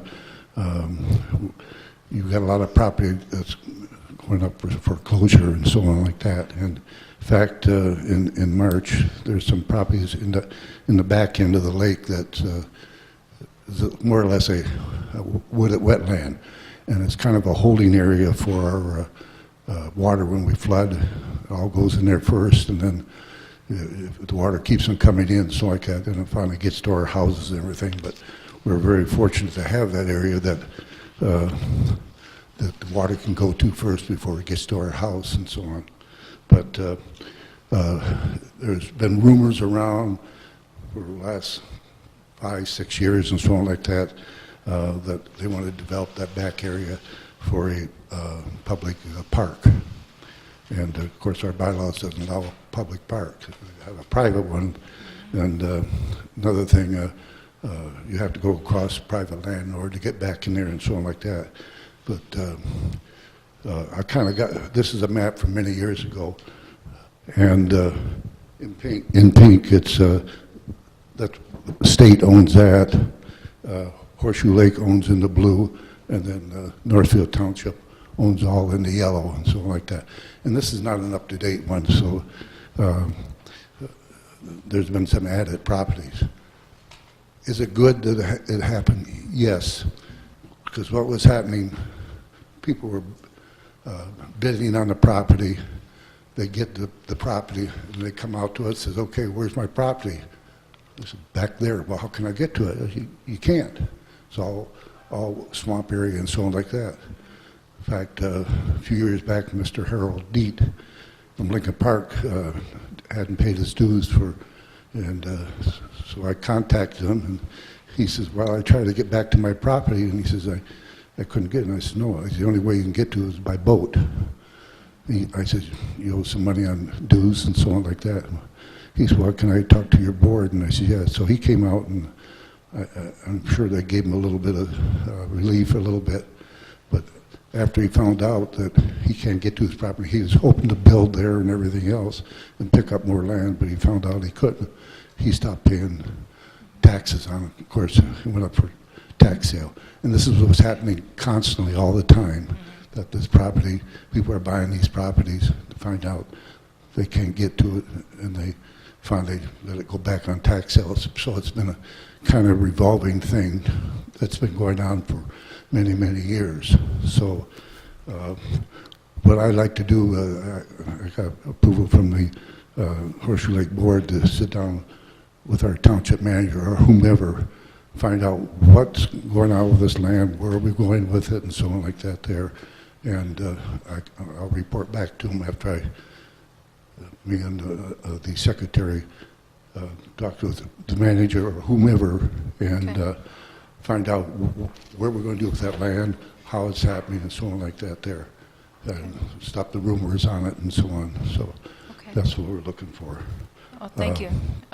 So you'll provide us with a copy of the bylaws that say we can't have a park back there, and we'll be able to discuss that. Okay, we'll kind of go over it. And I think you have to talk to your attorney a little bit too, because one thing I had to find out, we have an election coming up, and the township is actually, I might say, a member of the corporation because you have property there. But I have to find out from your attorney, are you supposed to be paying dues? Are you a member of the corporation? So on like that. That I don't know. And this is one thing we have to find out. Even the state of Michigan owns property back there. Are we supposed to be collecting dues from them? Something like that. So this is what we have to find out from your attorney, where you sit as far as are you able to cast the vote and so on like that, and do you pay dues and so on like that. We are a quasi form of government there, which means there's few things that we can't do. We can have our own water system, or fire department, police, and so on like that, but we can't enforce codes and stuff like that there. So there's some limits to what we can do as a quasi form of government. Okay. And then the last thing I just wanted to mention, I went online. These are all the properties that the township owns, and I'd like to see you have you look at this and see if some of these could go back on tax, something like that. You could be losing a lot of money through taxes on this here. So I would suggest maybe that you get together and look at these properties and see what you can put back on the tax roll. Yep. And then the last thing, I want to thank, I know two people here, Marlene and Tom, for the excellent job you did in the downtown area, putting those pine needles or so on that we in Kiwanis were happy to provide. You did a good job. Everybody's been complimenting me about it. So good, thank you. whoever was involved with that, I'd like Jackie, to let Jackie what or the whoever. decorations, yeah. You did a good job there. Thank you very much. Thank you. George, the most important question. How many trees did we sell tonight? We got 10 more trees to go. Out of 70 trees, we got 10 more trees to go. Okay, thank you. Wow. So Good. Good question. that's what we're doing. Yeah. See, one thing, we don't get a lot of trees. We just try to figure out what we can sell, and that way we don't have any waste where we paid for trees and then we lose money on them, something like that. So we know we can sell a certain amount, and we don't go beyond that, and that's why we have what you call better trees at a lower price. If you have these trees any other way, you're going to pay $80, $90, $100, you know. And but since we don't take any loss on any of the trees, because we usually sell all of them, we're able to cut the price, and the community has good, wholesome trees. Thank you. Thank you. Yeah, they're nice trees out there, so thank you. Yeah. And One thing I do want to tell you, as president of the Kiwanis Club, we're doing a great job. We're very fortunate. Our marketing expert over here, Jackie, we got 4 new members this year and so like that, and we're doing a great thing. We had a division council meeting where Ann Arbor and everybody else came to our community as a division council with our lieutenant governor. So we're very proud of her and proud of the club, that the things they do for the community. Of course, Lenore too, was a hard worker too. So thank you all. Bye. Thank you.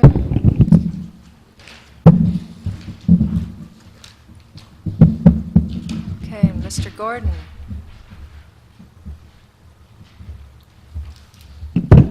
David Gordon, still 5558 Helmer. Did I understand correctly, Madam Supervisor, that we're looking at something between $8,000 and $11,000 in penalties to go to DTE? Is that correct? We may be We looking may be, at some unless they're penalty. forgiven. Mhm. And the contract that we had with Constellation, which the attorneys don't like, was entered into by Mr. Fink without the attorney review? Apparently.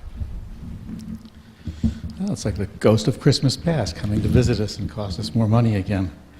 I wanted to talk very briefly about the priorities that you've given to the manager, and he's well aware that between now and June, 6 months from now, his performance is going to be based on those 40 items that are listed there, 24 of which have his name attached to it. And I'm really, if I was him, I'd be nervous, because when I look at this, the number of votes, the pillar votes, which is the most, is for a thing called office streamlining / efficiencies. How is it possible that that could be the #1 priority for our township manager when we've had a township manager for 4 years who apparently was working on that? How many more efficiencies and streamlinings are there to find at this point that Mr. Fink didn't already find during the $400,000 we spent on him? And it's not really specified exactly how you're going to judge whether or not these streamlining and efficiencies actually get done.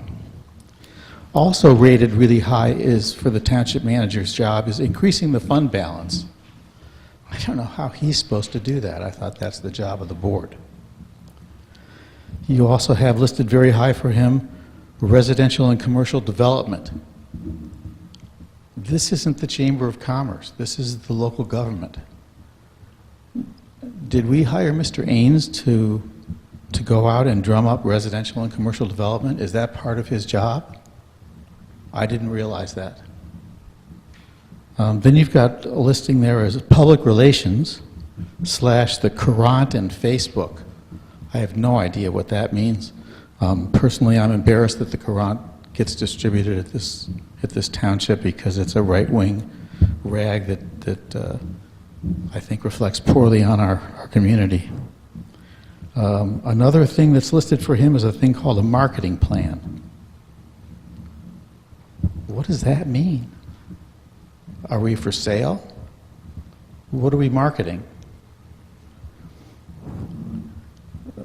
It's all really rather confusing to me how we're going to actually be able to make a determination that upon whether Mr. Ains is doing a good job based on the 40 items that are listed in this flow chart. I think the board has more work to do to identify for him what he should be doing. I certainly would like him to have a very clear idea, since a lot of tax dollars are being spent on that position. The other question I had was, there was the discussion about the money and $25,000 for a review of the master plan over a 2-year period.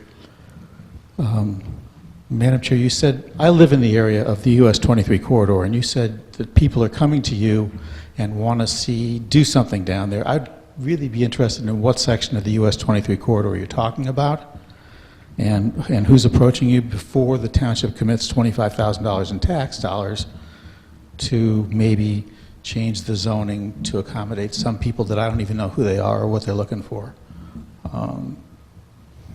I think it's very unclear what Mr. Lippens and McKenna is going to be charging us for. That whole discussion was very interesting because it pointed out how actually confusing it is as to what we're paying McKenna for. But, Madam Supervisor, if you could elucidate, at some point, why we should be spending $25,000 after the planner actually did tell us that we didn't need to do this really until 2019. And you, on a number of occasions, have said that you thought the master plan is essentially in pretty good shape. If you're worried about spending money, maybe that's not the place to do it. Lastly, if we're spending $114,000 a year on utilities, maybe we should be talking about solar panels on our roof. That's not a silly recommendation. That's actually a legitimate recommendation. That's all I had for now. Thank you very much for your time and service. Happy holidays. Thank you. Okay, next item, board member comments. Do we have anything? Go ahead, Ms. Ballinger. Remind everybody, it's Dinner with Santa on December 14th. I think that's just a couple days from now. I guess it's going to be a lot of fun. I guess there's going to be some kind of reindeer there and a lot of people volunteering and a lot of hot dogs and fun, I guess. I don't know. I heard it's a wonderful thing. I plan on being there. I hope to be able to help out. I hope I can be there. Parks and Rec again is the 21st at 7 p.m. And I've been trying to get the word out about the Christmas trees. I'll let you talk more about those. I wish everybody a wonderful Merry Christmas and a healthy and peaceful New Year. Thank you. Thank you. Ms. Bellinger. Oh, Ms. Zelnok. Okay, sorry. Late. Well, look at that. We made it through another year, hopefully. We have a few more days to go. No, happy holidays to everybody. Enjoy and have a blessed holiday and a good health to all. Okay, good. Ms. Manley? Sorry. Mr. Gordon, you and I can talk off record or, be amongst ourselves. I don't think we need to put it out here about the two top picks that I talked about and that you were up there speaking about. You and I can speak about that. I can explain to you where my thought process was on that. Again, Merry Christmas, Happy New Year to everybody. And just a little FYI, since we did talk about Mr. Dockett's pay today, he has not cashed his check yet. So thanks to you guys for rushing to get it done, but it might have all been for none. So that's it. Merry Christmas. Ms. Otto? I just want to remind everybody, we have 10 trees left at the Kiwanis Christmas tree sales. Are we discounting them yet? Oh, we are discounting them. I do also want to tell you there is a beautiful, beautiful 8 to 9 foot tree there. That is just beautiful. If nobody goes and get it, it will be a sin if it gets just put outside. You cannot buy a tree that big for less than $50. I think right now we're selling it probably, what, at 40, 45, 35. It is a Douglas fir. Yeah, that one's a Douglas. Yeah. And it is beautiful. If you have cathedral ceilings in a large room, it would fit perfectly in there. Other than that, I wish everybody, thank you to all the people that came out to purchase the trees. Your money and proceeds go towards the 4th of July parade. And everyone have a Merry Christmas. Okay. And mine is not so cheery, but it is. So there's been a hepatitis A outbreak. Apparently Michigan is like the top state with hepatitis A outbreak. So there is going to be a walk-in vaccination clinic here at Northfield Township Public Safety Building. So it's for people who are uninsured, have Medicaid, or can't get vaccinated elsewhere. But if you have insurance, contact your health care provider or pharmacy for the vaccine first. But here on December 19th, which is a Tuesday from 6 to 9, the County Health Department is going to be providing hepatitis A vaccinations. And it's really serious for older individuals especially. There's been some deaths associated with it. So get vaccinated. My doctor recommended I get vaccinated. So this is a good opportunity. It's local.